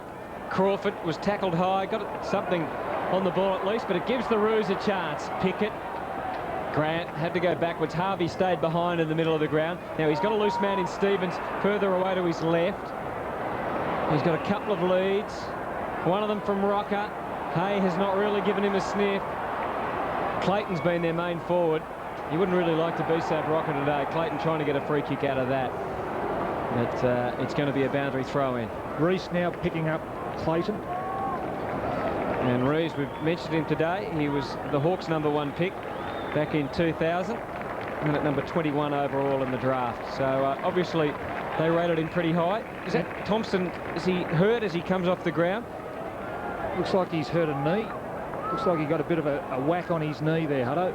We'll get an update from Christie on that for us very shortly, but that was, she'd already mentioned the injury to McCabe, and they've had a few other little worries, so there could be some disappointment out of this game yet for the Hawks. But gee, they've been fantastic on the ground, absolutely fantastic. The Roos boxing on at the moment at the start of this third quarter. Well, I'd be worried if I was only 2 goals in front, but they do lead by a pretty healthy 60 points at the moment. So they'd have concerns, certainly. Nathan Thompson not too happy. Well, it's more for the future, I guess, than today, if Nathan Thompson is injured in any serious fashion. Well, you're always prone, I suppose, you're exposed to the knocking of the knees. Motlop hit the post. And the umpire is very sure about it. That's why it's so important in footy that you do have a backup to your main ruckman, Hutto, because of the wear and tear, the banging of bodies at centre bounces, ruck contests. Cox to the traffic. In the end, It's got to be dropping the gone. So they have gone up another cock. The Roos certainly has been an improvement, long way from home, but we start here, and Byron Pickett with his first set shot at goal. They have come out, and this is one man that has lifted. His tempo in this game has really lifted in this third quarter, and he's one man that, if the Kangaroos are to get back into this game, he's one man that can spark them. How come Byron Pickett is having a shot at goal here? It had to be Shannon Grant. I don't know why. I mean, Shannon Grant's a left footer, so not sure why they go with Pickett and not Grant. And if he misses, well, that's unbelievable. The wrong bloke was having a shot. Well, Pickett was the first one lunging at Adrian Cox. Anyway, they've missed a very gettable goal, the Roos. Rawlings, the main player with the job of kicking in for the Hawks in the absence of Joel Smith. Roos zoning. Motlop's got to run up, and he has got a good lead, and great judgment from Daniel Motlop, who's probably been about their only positive today. Simpson, along with Shane Clayton, who's kicked 3. Stevens, Bateman. Oh, tracked him beautifully and got the rewards, and I think the whistle had blown to prevent the great escape. The Roos are trying to pinpoint players inside 50. The problem isn't they haven't been able to do that, and the Hawks certainly have had a lot of run off halfback. Just go to the square, make a contest, drop it sort of at the top of the square, and really just fight it out. They're good at doing that, the Roos. Was that deliberate? No, it wasn't. Byron Pickett asking the question. Seems a bit bemused by it all after the one earlier in the day, which was paid at the other end of the ground against David King, but that was perhaps a little bit less obvious. Crawford, Cox, Barlow the target, McCartney. Archer's got a run up here. Graham, Burton, Rawlings coming from the side. Great grab from Jade Rawlings.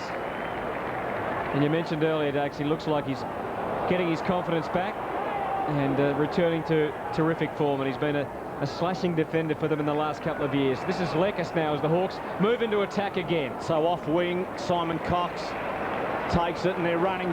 Bateman decides he would like to kick a goal. Dixon's got it. No, second vote was over anyway. Minor score. Let's get to Christy Malthouse with an update on Nathan Thompson.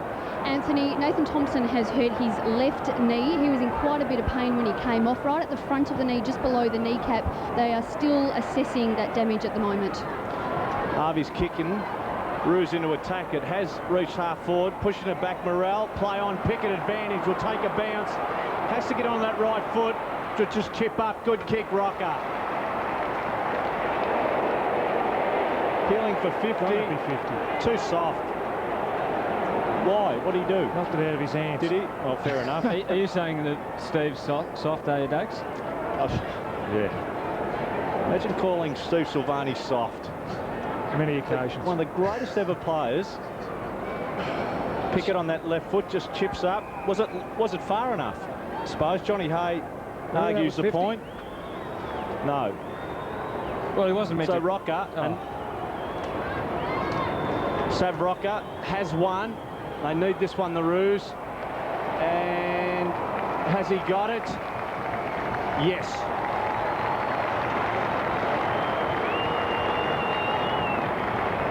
So arguing the point down there is Mark Graham. Did it shave the post? Did it go over the post? It's all over now because Savroka has his second goal. And the benefit that Savroka had here was that the Kangaroos brought the ball through the middle of the ground from a kick-in, and the ball ended up in the right person's hand in Byron Pickett, who laid a beautiful pass off to Savroka.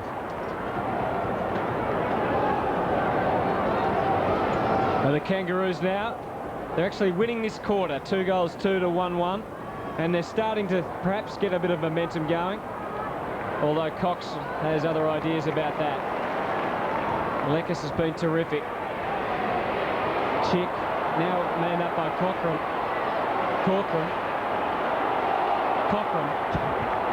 I'm going well at the moment. You'll get one right. The ball over the boundary line. I'm not sure which one it was, but you have got one of those right, Hutto. Harvey's come off the ground and Simpson back on. I'll just have a spell, Dakes, for the moment. Nathan Thompson receiving some treatment. Hawks inside 50. Colbert on the full. No, just bounced inside. Oh, beautiful skills from Motlop. Shannon Motlop into the middle. Danger if they don't win it because it is Hawthorn. Rawlings is shielded off the ball by Cox. Goes into half forward. Crawford diving mark. Great running by Crawford. Up quick into the pocket. Barlow. No. Simon Cox runs in behind Blakey now. They'll set it up. Holland. It'll bounce, bump ball. Did well to control it. Lost it in the end. Simpson, smothered Colbert.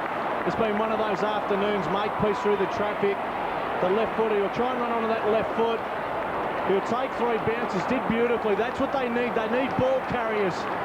They're moving now. Simpson, bad kick. Rawlings back there in the end. Dropped it through the traffic. Bit of pressure on the Hawks now, but they do it well. Graham over to Rawlings and out of danger. And Rawlings is having a great third quarter. Holland relishing the space, although he made a bit of a mess of it and almost gone. The umpire giving him some latitude. Pachoni Too easy. was snookered, but somehow got away. Gives the chance for Vandenberg. Closing in, Richard Vandenberg. Goal number 16 for the Hawks.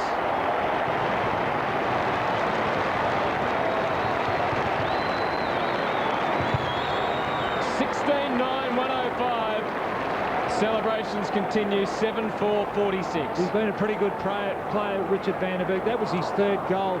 But the Hawks just seem to have numbers all over the ground. When the ball ends up into their forward 50, it just seems as though they've got options to go to, whether they're short or long.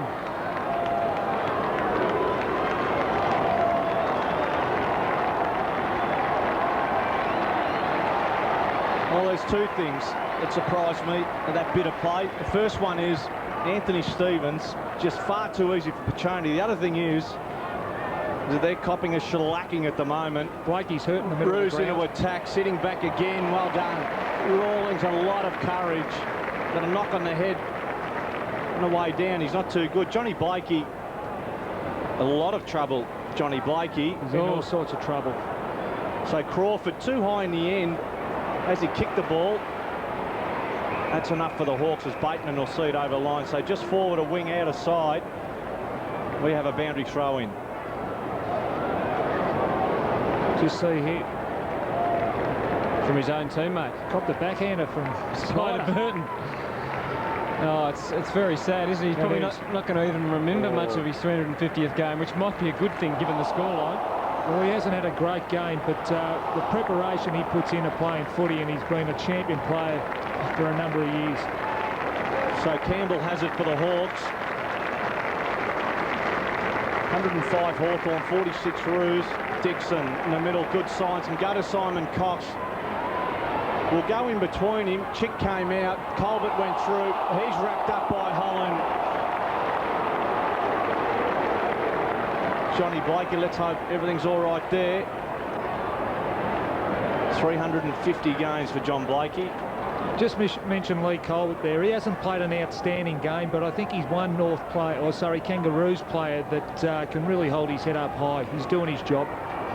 And he has a job on Nick Holland, so it's right on 50. Ball thrown down. Spider didn't have to move. Got the hand up, down it comes, and we have another ball up. Dennis Pagan actually said during the week that he thought that Lee Colbert had started to turn the corner. Let's have another look at what happened to Johnny Blake. He watched for the elbow, just so quick. Amazing the amount of damage that the big Spider has inflicted there. And he doesn't actually have a little bit of muscle or any fat around a lot of the bones, big Spider. He's just all bones. Burton knew he'd done it too. He's apologising straight away. The aggression there of the Hawks. Spider Burton off. Porter back on for the Roos. We had 3 Hawthorn tacklers there, Hutto. Maintaining that pressure. 16-9, 105 Hawthorn. The Roos 7-4, 46. Porter, Simpson, Robbins. And about, I guess, the questions, as with any team that get beaten like this, is going to start to be asked this week about the Kangaroos. What are their main deficiencies at the moment, do you think? I think leg speed.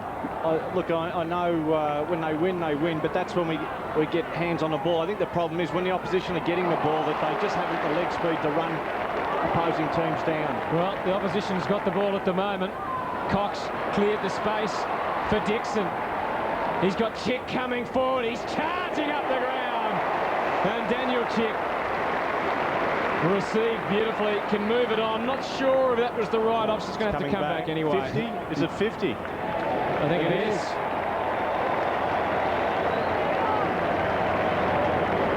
Stuart Cochrane was on the mark. I'm not sure if it was he that gave away the 50.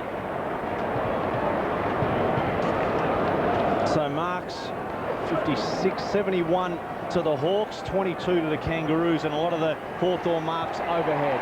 Well, Daniel Chick almost missed that, but he certainly didn't. It's a goal. And the Hawks get another one, 17-9, 111 to 7-4, 46. Well, he hasn't had a huge game, Daniel Chick, but his work off the ball, well, it's been the same as every week. But here we see him. Probably he got his 7th possession for the game, but he has kicked 2 goals for the Hawks, so still a very good contribution.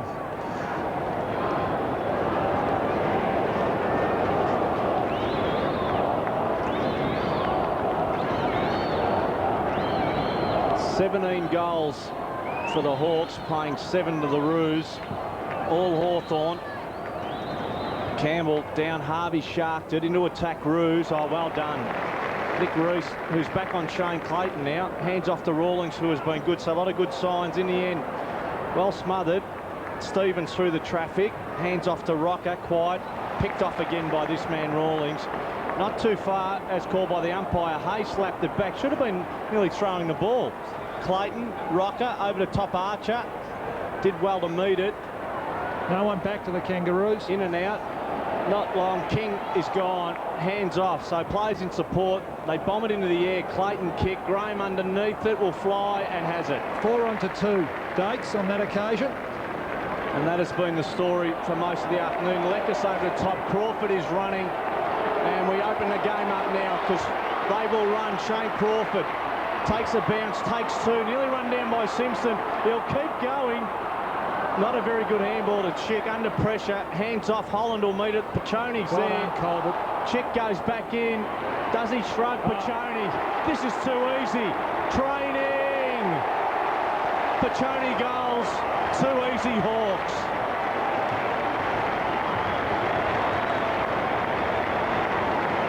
Lance Piccioni's 2nd goal, and they don't come any easier than that. It's 18-9, 117 Hawks. Set up by Shane Crawford. The Roos are 7-4, 46. Well, we just saw Dennis Pagan there. He had a very concerned look on his face, but we see Shane Crawford, who just took his opponent on. Daniel Chick, exciting player he is. But one thing about the Hawks, all day today, they've supported each other and they've been able to get themselves out of pressure. 4 goals to 2 in this 3rd quarter, so any hope of the Kangaroos at least turning it around in a positive fashion appears to be going out the window. Big Campbell, who's doing the ruck work with Thompson off the ground. Clayton starting in the middle now. Cox Again, Rees involved. Graham has given them run out of defence. Dixon, Cox, Stevens.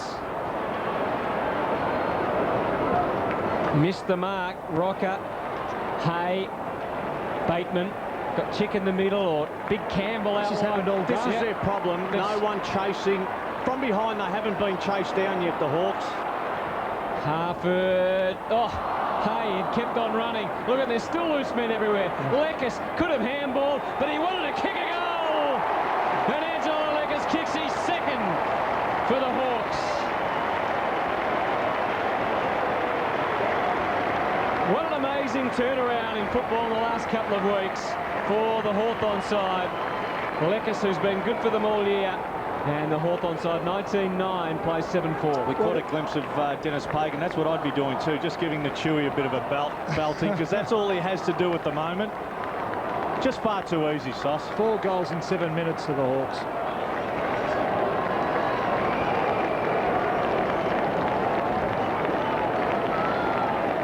But Dax, I don't think I've seen a side that runs as hard as with the ball when they've got the ball in possession as Hawthorn. Well, they're on song now, and this is similar to their style last season. This is why so many of us got so excited about the Hawthorn brand of football. Bateman over the top. There are headaches galore at the moment. They're sharing it.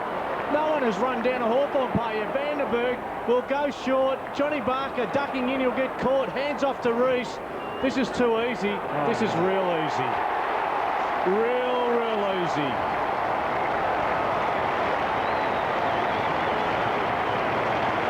Well, there is no rest for Dennis Pagan. What do you do? It's 20 goals, 9-1-2-9 to 7-4, 46, 21 and a half played third quarter. Well, 5 in 9 minutes, 5 goals in 9 minutes. The floodgates have opened. And I guess if you were Dennis Pagan, you just hope that his players out there would get an opponent each and just stick on them.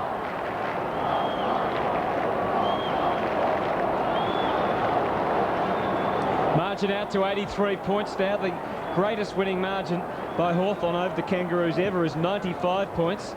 Back in 1988. Kangaroos certainly hoping it doesn't continue this way, because they'll break that record and then some the way they're going. Cox, no real options on. Piccioni led for him well. Went to ground pretty quickly, but was able to keep it moving. Rees, Motlop over the top. Dixon, Chick to provide the clearance work. And we're going to have another throw in. I think one statistic that really does stand out, Dakes, is that the Kangaroos have had 256 possessions to Hawthorn's 168. An absolute slaughter. Too easy at the moment. Holland down, and it is not over. Chick, unselfish, unselfish. Oh, Harford and Leckis collide. Robbins at ground level, out of danger. Clayton has to trap it, or he's in trouble. Run down in the end, so they're working hard, and they lead by 80+ points. No let up, none whatsoever. Barker goes in. Rees slapped it out. Could have been a throw. Hay dropped it in the end. Bateman over the top. Vandenberg quick kick, one step. Stevens, away from him. Cox out to Crawford. Too easy. Under pressure, execution perfect. Spins out. Has to do it on his own. Gang taggled. Stevens will run it out. So they concede and go back by hand. Porter, chance out as Motlop takes it. Harvey alongside him. He'll go towards goal for a beauty. Good goal. So it's 29-1-2-9 the Hawks, and the Kangaroos through that man Shannon Motlop moved to 8-4-52. Well, really, what can we say? Terrific goal by the young fella, but certainly the Kangaroos have just been beaten all over the ground. One of the few times they got the ball moving quickly, and they got the rewards for it. Beautiful kick. Let's get an update on Johnny Blakey's miserable day, on his celebration day. What's the latest, Christy? Anthony, John Blakey is still suffering from that collision with his teammate Matthew Burton, who happens to be sitting next to him on the bench at the moment. They've checked his knee, that's okay. It's more just his face at the moment. He's already got a black eye and he's got quite a lot of blurry vision and a big headache as well. So they're still assessing him now. He's certainly not a well man, but it's not a good time for John Blakey at the moment. Here's a chance for Harvey to kick another belated goal for the Kangaroos. And so they've kicked 3 now in this quarter, just to cut the margin back a little further to 71 points. 20 goals, 9-1-29. It's a big score by Hawthorn, isn't it? We're not even at three-quarter time yet. 9-4-58, the Kangaroos.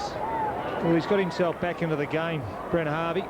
Hasn't had a huge game, but got a few more touches in this quarter, but hasn't been a great day for him. He just kept running in the end. Forward of the ball, worked out in the Roos' favour. So 2 late goals from the Roos, and the scoreboard just looks ever so slightly a little bit better. Not much. Hawks still in command of this game, and finishing off the Roos. Bateman into attack. Colbert back there, thumps forward.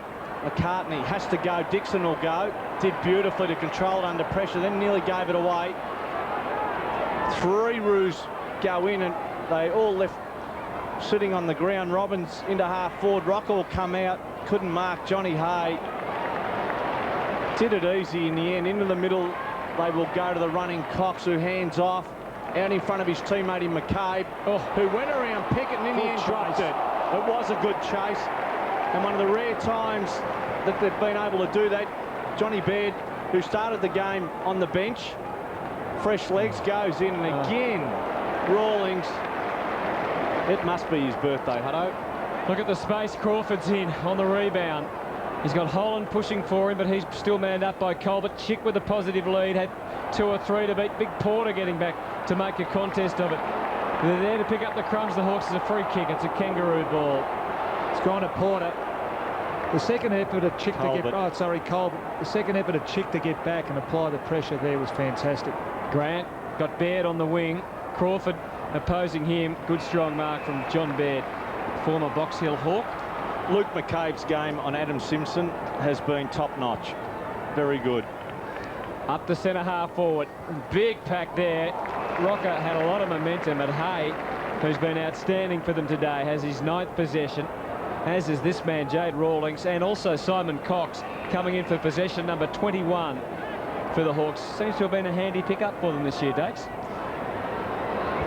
Simon Cox? Yeah, very good game. We made mention over the last couple of weeks. I think he's terrific in closing because he's a penetrating kick, takes a mark, and quite a smart footballer. Well, that's his asset, is his foot skills. Simon Cox. He might have been criticised for leg speed, but he's made up with it. Made up for it, I should say. Oh. Here's Nick Holland. Had a pretty quiet day, Nick Holland. But he kicks that one, and that's number 21. So Nick Holland kicks his first goal, and the amount of Hawthorn players that have been able to kick goals grows again. Rees, Hodge, Crawford, Leckis, Thompson, Barker, Barlow, Chick, Dixon, Holland, Piccioni, Vandenberg and Cox. I think that's 13, if I can count correctly. But Nick Holland, this is when he starts hurting you, and the game continues. So 3 Kangaroo players, that's the best example I could use. Holland kept his footing. 3 Kangaroo players went to ground, allowing Nick Holland to run into an open goal. Just not good enough from the Roos at the moment. Simpson into attack they go. Rocker knocked away. Good pressure, Graham. In the end, Bateman slaps it back in. Oh, Baird into Rawlings. Off the ground, pick it open goal. It'll sit up, and he'll just waltz in and slam it through. And slam it he did.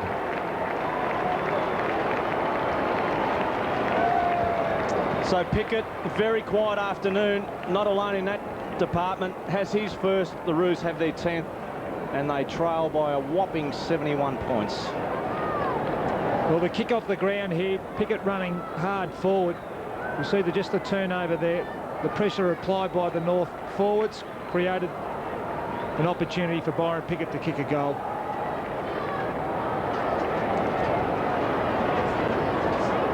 What a consistent performance by the Hawks today, though. 8, 6 and 7 so far have been their quarters return. The Kangaroos, on the other hand, 4, 1 and 5. Cox, as they continue to get run off half back, but good scrambling by Stevens. He won the footy outstandingly, but had no one to give it to, which has happened a fair bit again today. Vandenberg delivers for Piccioni. He's got Barker over the top, or Crawford. Well done by Makepeace. Very deft with the touch with the boot. Unfortunately, it found Piccioni. Crawford, another knock on. Grant, Barker. Bateman. Dixon's led. Harvey getting back. Was courageous as ever. Able to take the relieving mark. Bateman has certainly shown some good form as well, Steve. Yeah, he's been clean. He's very clean with his hands and his feet, and one of the youngsters that the Hawks have got coming through. Archer into centre half forward. Baird, who's playing as a key forward at the moment, had no one to dish it off to except David King, who used his blistering speed. He has no left foot, we know that, but his right foot can kick goals from there.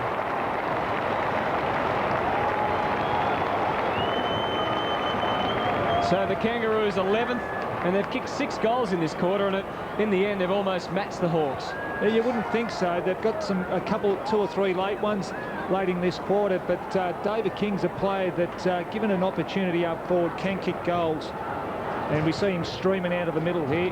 That trusty right foot of his, Dakes. Don't need to kick left foot when you kick like that. An amazing third quarter of football. The Hawks have managed 7 goals and the Roos have managed 6, so 13 in all, 31 minutes. And closing down in this third quarter, Grant into attack. Rawlings yet another mark, so he's been able to read the play beautifully. Out to McCabe on his own. Has the job on Stevens, I think it is, Anthony Stevens. Will go short. It's Byron Pickett, I should say. McCabe has done a terrific job. Well, this man Lekis on screen has been very good. He's kicked a couple of goals. Had many possessions in towards Holland with an advantage. Colbert did well to hold his ground and knock it over the line. It's been a good duel, this. Holland, Colbert. But both players have been honest all day.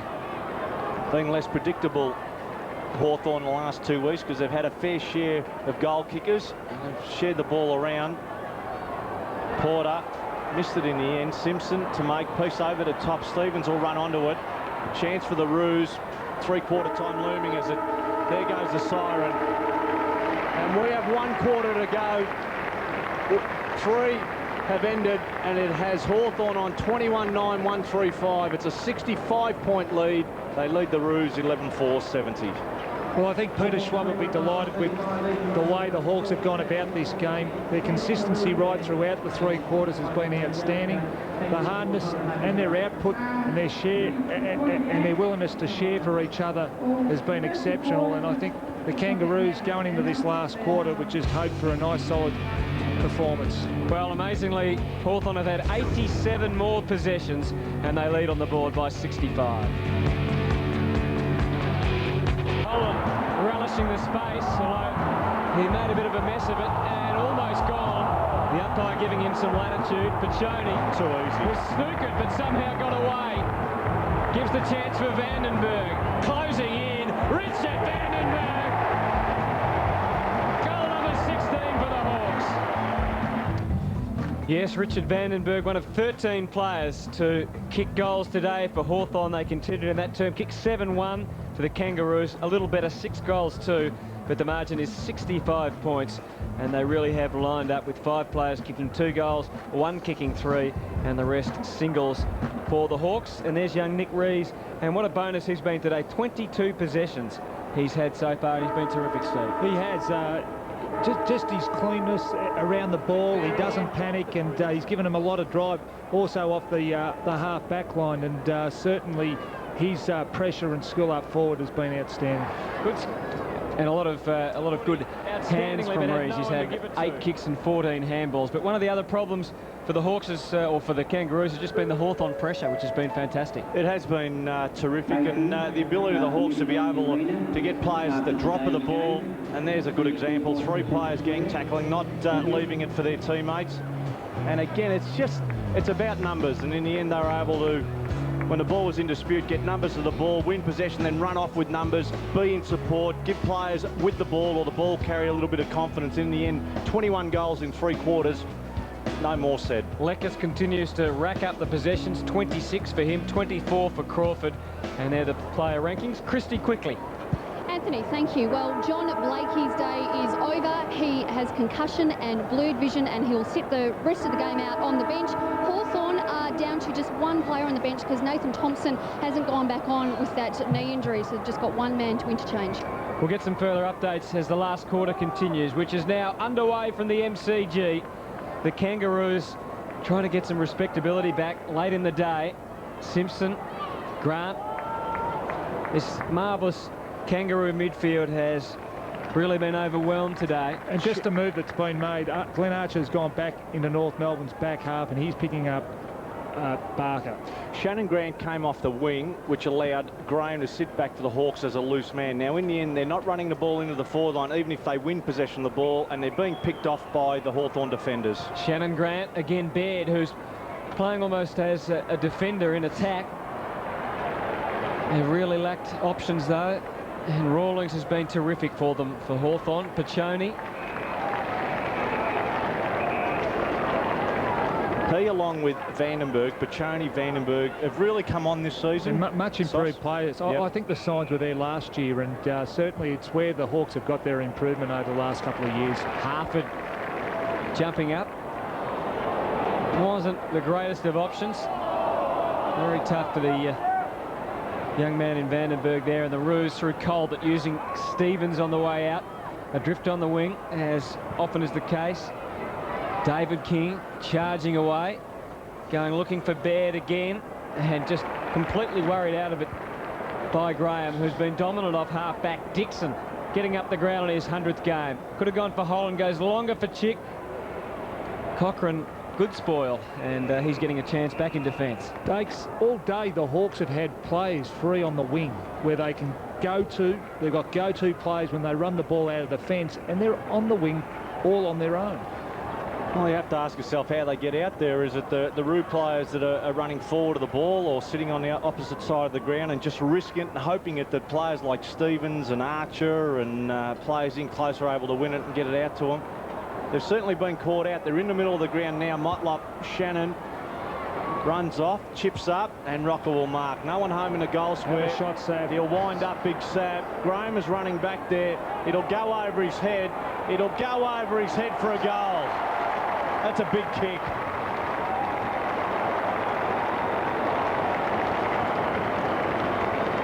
Three goals to Sav Rocker, and that North supporter, or Kangaroo supporter, pretty happy with the effort. It went a long way, and they've started the last quarter well. They're 76, the Hawks leading, they're 1-3-5. I guess Big Sav hasn't had a huge day, but this was his 3rd goal. We know what a lovely kick he is, and as a full forward, kicking 3 goals, you've probably done your job for the day.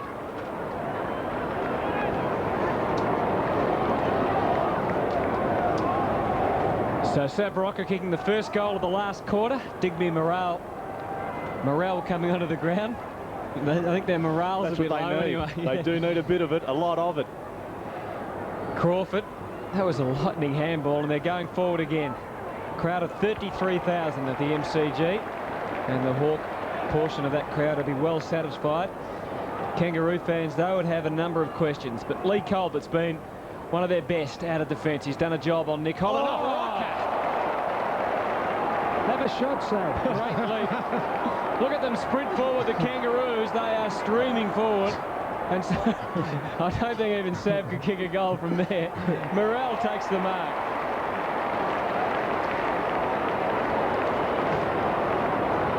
Well, 2 good overhead marks in the end for the Roos, and that's an area of this game that they really have lacked, is the ability to control the ball overhead. Well, they have. The Hawks have taken 50 more marks than the Kangaroos, and it's one of the few times the Kangaroos have actually taken a mark inside their 50. Rocker has improved in that area, can take a mark over his head. Kicked 1 goal, 1 today, Digby Morel, and now he's kicked 2 goals, 1.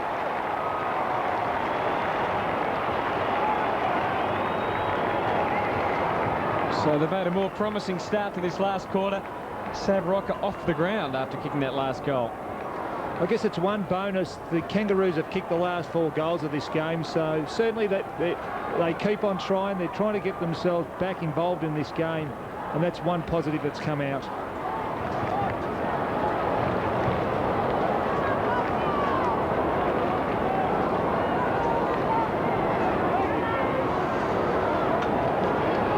Sav Rocker, 2 goals in this last quarter. Sav Rocker kicked one and set the last one up with Morrell able to score. Stevens out of the middle, an area that they've certainly been well beaten, and Clayton will mark. Nick Reese has had the job on Shane Clayton, has kicked 3 goals along with Sav Rocker. Will go to an unguarded goal square, did not get there, faded away, goes through for a minor score. Well, Sav Rocker actually came off the ground for a short time. He's back on to the field. Just wondering whether he just had a bit of a niggle, or he's carrying a bit of an injury, Cokes. Cox. Yeah, I suppose the other thing is maybe just some instructions on... He's further up the ground, isn't he, Steve? He is.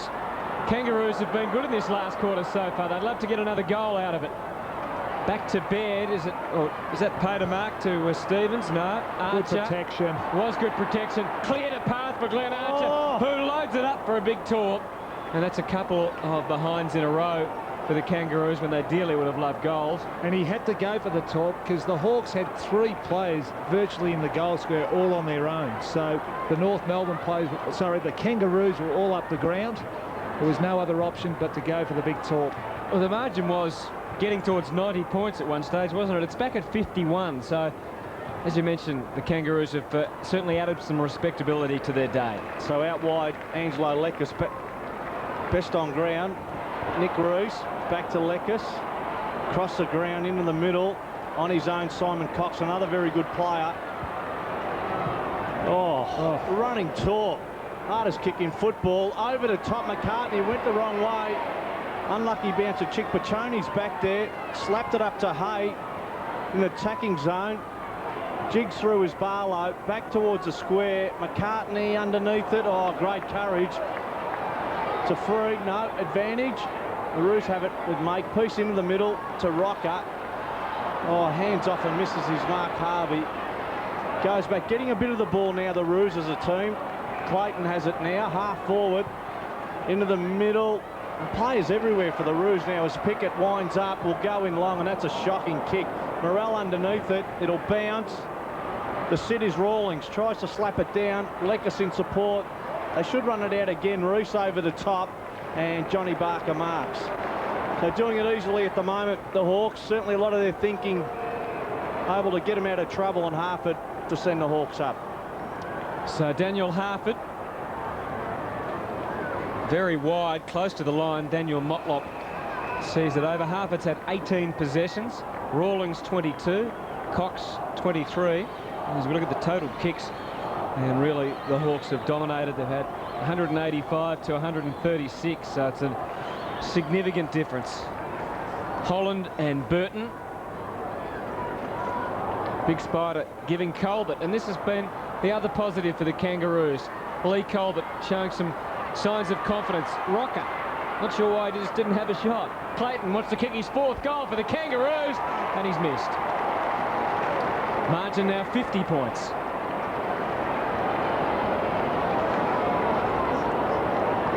Well, the signs are better. They're running, players are playing further up the ground at the moment. They're playing across half forward, pushing everyone up the ground and going over the top. At least they have a little bit of space if they're able to break that line at half forward, able to run and I think towards goal. Sav is providing an option at centre half forward. He's come out of the goal square a bit further, so they're able to go through Sav, who provides a contest at centre half forward. So Rawlings out wide. Graham did well. It's all that was needed. Left 3 players, Kangaroo players, in his wake. Barlow marks. Wing out aside into attack. Pachoni the target. Bounce and then bounce over the line. Lance Pachoni has been a very good player. They do it very well, the Hawks. They get numbers back into their defensive half, but when they get control of the ball, they run hard. They run hard with a lot of pace, and they provide the option down through the middle of the ground. Been very good. Burton and Holland tango. Barlow decides to cut the crap out and just thumps it forward. Colbert, Chickle push through. No, Cochrane did enough just to slap the ball out of his path. McCartney towards wing. Well done, Byron Pickett. Good use of the body. Starting to move it better. Grant, it's too late though. They have to finish the game off. That's what Pay going to be looking for. Loose ball will come down. Watt will go through. Get his hand. Morel will slap it on. Chance too high. King no, played for it. It'll land. Harvey is cheeky. Graham knocked him off the ball in the end. Leckis. Too easy in the end. The Hawks out of danger again. So they've done it in all areas. Used the ball and under pressure been able to use it. Cox towards wing. Piccioni did it beautifully. Will run off. Gliding through the middle, Dixon received it beautifully and unloads. Goes for the vacant square and misses. All set up then for Ben Dixon. But the Hawks have, that's their first score, in fact, of the last quarter. So in just over 10 minutes of play, they've only scored the one behind. The Roos in that time, 2 goals 3. They had some other chances as well. Rees going to the bench for the Hawks. A marvellous performance from him so far. We've touched on that a number of times. Robbins, players breaking to the wing. Adrift is Daniel Motlop. Gets some good protection from Simpson. Well, it wasn't good protection as it turned out. It's a fantastic chase. Gets it anyway and delivers for Rockenau. He's within range. We say that very quickly with Sav. Oh, he disappoints everyone and goes for a pass to Anthony Stevens. Not controlled, said the umpire. The switch is on for Dixon. He's got Barker pushing up to the wing or through the middle. Crawford and Holland breaking through the middle. Leckis, 30 possessions for Angelo Leckis. He'd love to cap it off with yet another goal. And he's got 3 for the day in career best form.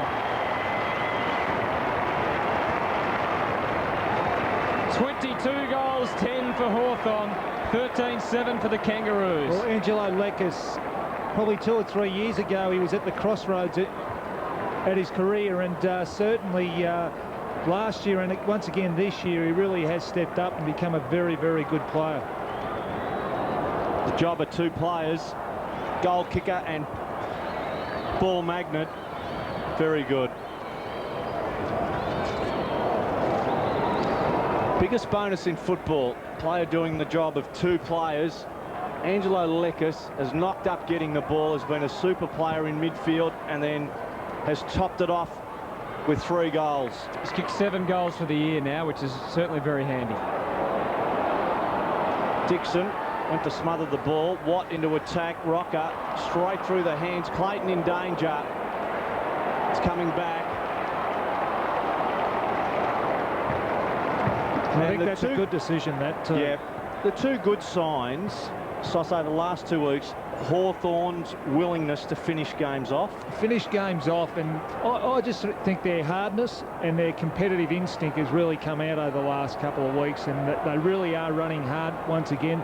They're players that didn't have the pre-season that they would have hoped to have had, and now played 4 or 5 games, and they're reaping the rewards. So where do we assess as to where they're at, Steve, in terms of looking ahead to teams like Brisbane and Essendon and so forth? I think really the Hawks will really benefit probably in the second half of the season. They have got a few injuries, but they're not major injuries, and certainly if they can get their full list or their better 22 or 3 come the second half of the year, particularly coming into the finals, well, they're capable of anything. They've got Geelong next week, and then the following week Carlton at the MCG. So put that one away. Couple of easy ones there. Carlton. So Barlow chips it back to Crawford. Crawford will chip it back to Barlow. So the boys are waxing on that outer side. An old football term. Johnny Hay has it, so... Waxing, that's right. Yeah. In long, thumped away. Well done, Morel. It was, got his fist to it. Rawlings is there. Barker's there. Archer's there.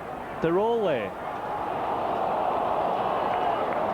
Chopped in the end. Pickett, Makepeace, who's had a very quiet afternoon. Such a key with his running out of defence for the Roos. He certainly has been stopped by the Hawks. Great kick. Watt on that outer side will mark. Nothing ahead, absolutely nothing ahead. Shannon Motlop is the only player of the Kangaroos who was forward of him on that occasion. The rest were all Hawks. Simpson goes for Stevens, who's floated down. A little detour across centre half for the Spider. No, not able to take it this time. And the Hawks again turning up off half-back, and so often they had to switch on. Dixon through the middle, he had Vandenberg, goes wider instead. Barlow back in the turn today, Barker in the space, down there with, looked like Jonathan Hay. And the ball over the boundary line. So Hay going forward again in this match. McCabe back here for the Hawks, winning possession of that ball. Fantastic. Yep. There's Rees sitting on the bench. 25 possessions for the young man in his third game, Nick Rees. 22-10-142, plays 13-7, 85. Anthony Stevens off for the Roos. John Baird back on the ground. Inevitably, I guess, at some stage, the questions are going to be asked about the impact of Wayne Carey and not being there for the Kangaroos, Steve. I mean, obviously, they'd love to have him at centre-half for a start. Oh, for sure. It's going to take a while to be able to replace a guy like Wayne Carey. I mean, certainly we know what type of footballer he was, and you know, they just don't grow on trees, players like that. Crawford, was he off? Quick kick from Cox. Tried to conjure up a goal from nowhere. Pachoni, great hands, and Daniel Chick kicks it.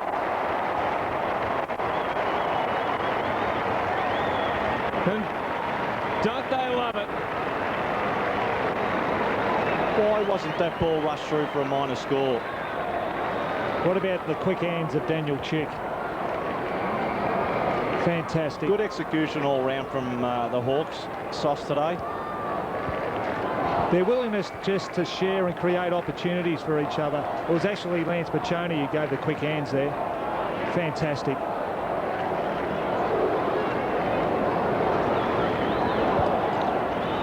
So 1-4-8 to the Hawks, playing 85. And a fine victory. 63 points at the moment. Fine victory. We still have at least good 10, 11, 12 minutes to go into attack. Morrell was pushing in the end. No matter, Rawlings sitting back again has been a super player. Vandenberg will be shepherded. Time allowed to him by Hay. Well done. Good kick. Barker will run off. He was off. No in the end. Vandenberg continues to run. Barker goes over the head inside 50. Chick was a decoy, jumped. Harvey slaps it boundary side. Robbins hasn't been too bad, has tried. Nick Rees over the top. Bateman with Pickett hovering, who has been very quiet, will end up with a free. Very quiet afternoon, Byron Pickett into the middle. Burton over the top. Simpson back to Spider Burton. So Spider gets a rare kick into the forward line, and again Simon Cox, one of the very good players, out of danger around the body, and this man clearly best on ground. 28 possessions for Simon Cox. And Lekas coming in for possession number 32. Not much on offer for him. Colbert and Holland. And 3 goals.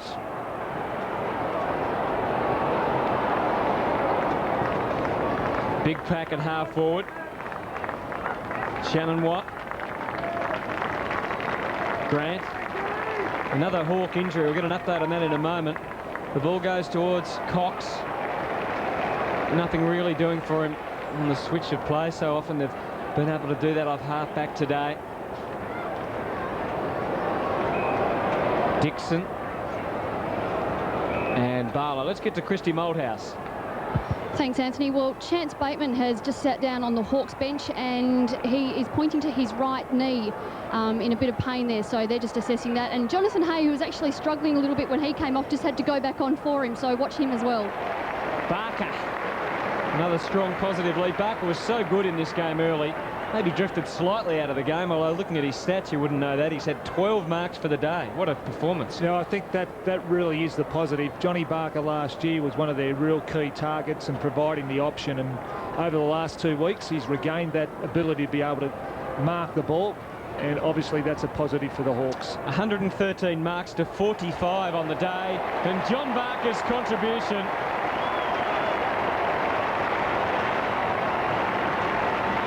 Outstanding. It is outstanding. He's had 18 disposals, 12 marks, and now kicked 3 goals, 1. We talk about his marking ability, but also his kicking ability is outstanding as well. A very good kick for goal, and really a real asset for the Hawks when playing up forward.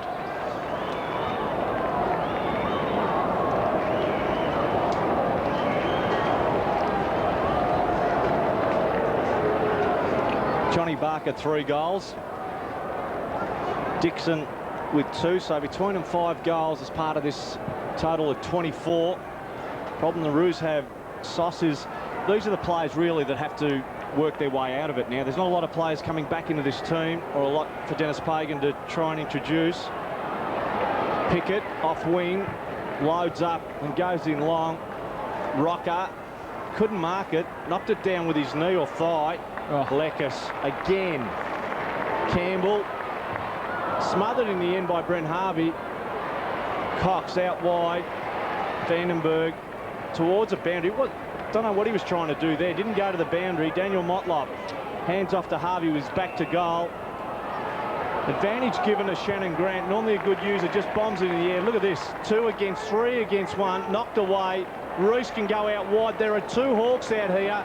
Ben Dixon, he has drifted down a lot today. Wing or half back. And his willingness to carry the ball certainly has stood out in this game. Goes in long. Holland with a sit. Will jump. Couldn't mark it. Will come down. Crawford didn't keep his feet in the end. Cochran out of danger for the Roos. He chips up and Grant has it. So Shannon Grant, who certainly had a fair bit of the footy as the days worn on, actually 31 possessions. Burton onto Daniel Motlop, advancing on half forward, and he's gone. There's more torps here than I've ever seen in a game. And he has a long one, and it's through from behind.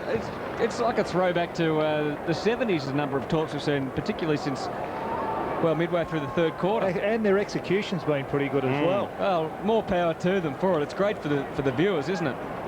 Everyone loves a good torp.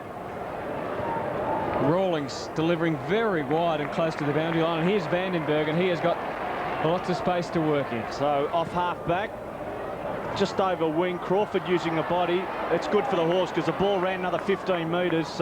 Should never be frightened to allow the ball to run on closer to goal. So it's half forward, in front of the members, boundary throw in. One thing the Hawks have done very well today is that when they've had a ball carrier, they've protected the ball, the guy carrying the ball, that he's able to seize up an option and execute his kick correctly. All thrown in. Burton towards a Hawthorn goal. Archer over it, too high in the end. So against Robert Campbell, Glenn Archer, stat sheet won't show a very good game, but again has put himself in. Burton in long, chance for John Baird. Cannon into by his own teammate McCartney. Motlop kicked it off the ground. Leckus did enough. Graham with a lot of time as Leckus peeled off further up the ground. He will go over his head. Running onto it, Hay, no, Pickett got there first, so a chance for the Roos. Trying to draw players, will just bomb up, he'll go long. Simpson with the sit, in the end, up too early, through to Harford. Slightly trying to get some highlight reels going here. Again, the Hawks out of the fence. Rees goes for Vandenberg. No one really pushing for him now. There's a good strong lead coming from Barker. Very cruel bounce for him. Archer, Harvey, who went through the opening term without getting a touch. David King. Stevens has drifted down into the pocket and can run on and try and close it out, which he does not do. Behind Kangaroos 13-9, Hawthorn 24-10. Getting back to Carey in his absence, if they don't get it together and he doesn't come back to the Roos and leaves at the end of the year, what do they need? What should the Kangaroos go for? Draft picks? Should they go for an experienced type of player? What should they do? Well, it's a tough call, really, because the Kangaroos have got off to a pretty good start this year. Obviously, today's game isn't one of the real great efforts of the Kangaroos, but certainly, I mean, they'd dearly love another key centre-half forward, someone of the Wayne Carey ilk. But, you know, as I said, they don't grow on trees, and they have drafted young kids over the last couple of years, so maybe they've got enough young talent in their senior side, but also their seconds team to bring through, so they might need a seasoned player to complement those young players. Graham out wide, picked off by John Baird. who hasn't been too bad in the early part of the season. Has played in defence. In long she goes. Vandenberg back there, took it and through the traffic, kept his head. Reese does well. They're in the corridor now. Running Crawford, 2 bounces. Let's make it 3. Spider Burton confronts him, goes in looking for a marking option. McCartney had it and lost it. Hay stolen beautifully by Daniel Motlop, who shows a bit of form. So he's one player that may be able to make a name for himself over the next 4, 5, 6, 7 years for the Roos. They're into attack. Rocker straight through his hands. Too easy for Harford, who has all the time in the world. Chips out wide, and number 37, Angelo Lekas, has it. Yes, run out of room pretty quickly. Shannon Watt coming in to try and close him out. Eventually the supporting cast arrives. Rawlings, 24 possessions for Jade Rawlings, and many of them like that, delivering nicely for Luke McCabe. Up on the wing, another man who's just got loose all day, Cox. Harford on the overlap. He's got Vandenberg pushing forward. Got Chick running back. Hay coming out of the goal square. Holland down there as well, but Tachoni was the short option. I'm watching Shannon Grant, Hutto. He's 100 metres back inside the attacking zone for the Roos. That's a problem. They've been hammered. The Hawks have made them pay. Vandenberg right on the line. No, it's coming back. And that's one of the problems. Shannon Grant's back in the middle of the ground. The running players or Hawthorn players are inside 50. Grant was back across half 40. He may be tired. He certainly has run out of steam. But that's one of the reasons they've been run off their legs too. You're spot on, Dave. You can be attacking, but when you haven't got the ball, you've got to apply some type of pressure. And the Hawks, when they've had the ball, they've been both ways. They've been attacking, but they've also been willing to run their opponents down and provide some pressure to help their defenders out. They've run themselves out of position. They're running too deep. Run between half back, half forward. Barker for goal number 4. And they stayed left. 3 goals, 2 for John Barker. I'm not sure what the stats record for the year is, but 370 disposals. That's a massive amount for the Hawks, isn't it, today? 370 to 277, so they've almost had 100 more touches. I don't think it has been an overuse. Certainly their handballs in the latter part of the game after half-time, they've probably played around with it a little bit, but I think the execution has been pretty good and they've rarely run into a brick wall. So Robbins, Clayton, into the middle. Burton can go on again. Archer was there. Hands off. Robbins hasn't been too bad. Goes in, drops short, knocked away by Angelo Lekas this time. McCabe head over the ball. Motlop, Shannon just chips up. Rocker will run. No, it was out of bounds. And we have a boundary throw in. Inside 50, Roos into attack. 27.5 minutes last quarter. Has it. The Hawks are 24-11, 155. 13-9, 87 the Roos. Have their work cut out, the Kangaroos. I think genuine running ability around the ground, one of the big problems, especially here at the MCG. Rawlings again taking the mark. 11 for Rawlings. Rees, another possession. 29 for young Nick Rees. Great effort. Cox, he's had 30 touches as well. They have just racked them up all day. Chick one-on-one with Daniel Motlop. And there it goes. A sweet sound for the Hawks. Consistent performance all day. The Kangaroos, on the other hand, blown out of the water early. Both teams now with 3 wins and 3 losses, but one on the way up, and the other one with plenty of work to do to, again, get back on the winning list. Yeah, well, the Hawks have been really played 4 terrific quarters of footy. The Hawks have really turned the corner, I think, Dakes. Last week they showed the glimpses that they were able to play some fantastic footy, but today they played 4 quarters of footy, and I'm sure Peter should be delighted. We see here young Vandenberg had an outstanding game, one of the real Hawks improvers, but guys like Lekas and Crawford were also outstanding. Well, great performance by the Hawks, as we said. Let's get to Christy Malthouse, and she's in the middle of the ground with one of the stars of the day. Thanks, Anthony. Well, Angelo, that was a massive win and an important win. Yeah, they're a great team. We respect them a lot, but we haven't been playing that well this year, so it's good that we came and had a good game today. Get us back into it. Does a win like that say that the club's turned the corner, do you think? Oh, it's good for our confidence. You know, we've got 2 in a row now, so we're back in the hunt. So I think, you know, we're going to be playing better from now. And what about yourself? A career best 3 goals, and you were pumped after each one.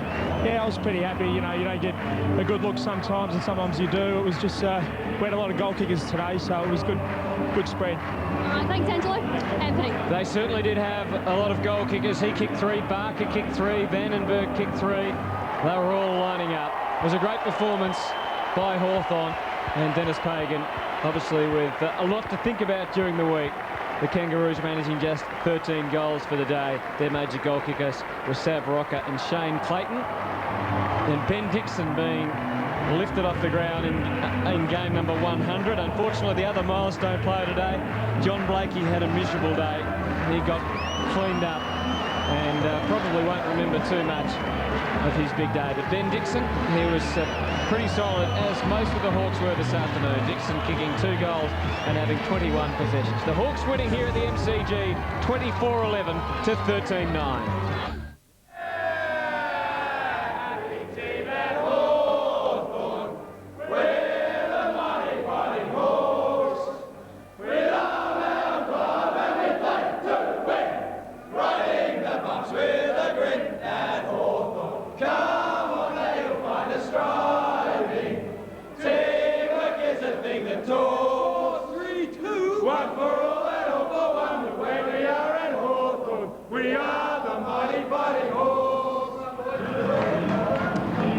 Well, very solid performance by the Hawks all day. They got out of the blocks quickly, kicked 8 goals to 4, and certainly went on to it. A wide spread of goal kickers, Chick, Vandenberg, Barker and Leckis all kicking 3. 24-11, 155 to 13-9, 87. Rees and Dixon also a couple of goals. Holland, Crawford and Hodge. It was a quiet old day, though, for the Kangaroos. Good performance, Peter Dacos, by the Hawks. It was a terrific performance. It was a powerful running performance, Hutto, and look, they've got starting to get that fitness base, and certainly a lot of their better players getting possession of the ball. But look, they ran the Kangaroos ragged and showed the Roos' lack of running ability. Let's get down to their rooms, and Peter Swab, their winning coach, is down there with Christy Malthouse. Thanks, Anthony. Well, Peter, in all your planning, could you have expected to have had such a big win? No, Chrissy, it was great. I thought we started the right way. Great first quarter, and I think if the game went on, despite our injuries, we won nearly every quarter, so it's a good result. There certainly seemed to be a significant, I guess, change in attitude. Do you feel that as well? The last 2 weeks have been very good, so hopefully we've hit upon something, but you know, we just, I guess, like every side, once you find your form, you've got to hold it for as long as you can, and we've got pretty much everyone back and going, so it's been pleasing. A few injuries from this game, though. Hodge and Thompson on the bench at the end there, and Tallis. Yeah, I mean, Raiden took a knock on his hip, so hopefully that won't be too bad. And Luke Hodge, I'm not sure yet. It's either an Achilles or a calf problem. And Nathan, we're not sure yet. I'll have to wait and speak to the physio and see how it cools down. And Luke McCabe come back on at the end, which was a good effort because he's a little bit sore. So I think that just about covers everyone. But yeah, it's one of those days where we copped a few more than we would have liked. Peter, the performance of Angelo Leckis, not just today, but even when you were struggling earlier in the year, must be very pleasing. Angelo's had a great year. You're right. I mean, even when we've been battling, he's been one of our best 2 or 3. So it's a credit to him that he's been in great form in the first 6 weeks. Schwabby, just 13 goal kickers, that must be pleasing. You're not as predictable, not that you were last year, but to have 13 players involved in that attacking zone, pretty good. Yeah, I mean, I was surprised that we had that many, but as you said, it's good when you can get a great contribution right across. It makes you a little bit harder to contain, and you know, we're all about predictability in footy now, that if you know who the teams go to, you can probably guard them a bit closer or be prepared to zone off a little bit more and go to those players. But yeah, we've got a good spread at the moment, which is very good. And on your captain, Shane Crawford, we've seen the last couple of weeks he's been hurt, had the corkies, but he's battled on both times. And again today, we know he didn't train much during the week, but led the way once again. I thought Shane was excellent, and you know, again, he's had a great year. Probably one of our, probably our best player this season. So It's really good. I mean, when your captain's playing that well, it certainly helps the side. Just your use of the ball also. I mean, it looked like you had a little bit of time, but I think the key ingredient was that you had numbers around the ball at all times, whether you had a ball carrier or trying to win possession of the ball, but your execution spot on. Yeah, I think ball movement's pretty much based on that. If you can get numbers around the contest, you can create some easier possessions. And yeah, we're kicking it much better, but we've got to get. I still think we can improve a fair bit in that area. So we'll keep working at that as well. Now, just watching everyone here in the rooms at the moment, I mean, all cheering each other on and patting each other on the back. I mean, wins like this really bring the team together, don't they? And then you can see that on field. Yeah, I mean, it's a good response that we've had from the group over the last 2 weeks, and yeah, you're right. I mean, winning breeds confidence, which is that intangible thing, and few sides have got it at the moment, and I guess we're one of those teams starting to find some confidence, so it's good. Great, thanks for your time, Anthony. Thanks, Chrissy. So Peter Schwab in the Hawthorn rooms. Let's have a look at the match stats, and they were quite significant today, Dax. If you look at the total number of possessions, almost 100 between them, and right on top the Hawks in terms of kicks, handballs and certainly marks. Well, they dominated every facet of the game. Look, in the end, they used the ball. They not only won it, they used the ball. They won it in close. They weren't fazed by a lot of the pressure from the Roos, and we've known that the Roos over the years have been able to unsettle teams with their physical presence. And in the end, Hawthorn were able to put it on the scoreboard, 24-11 in the end, and they totally dominated the game. 8 goals in the first quarter set it up.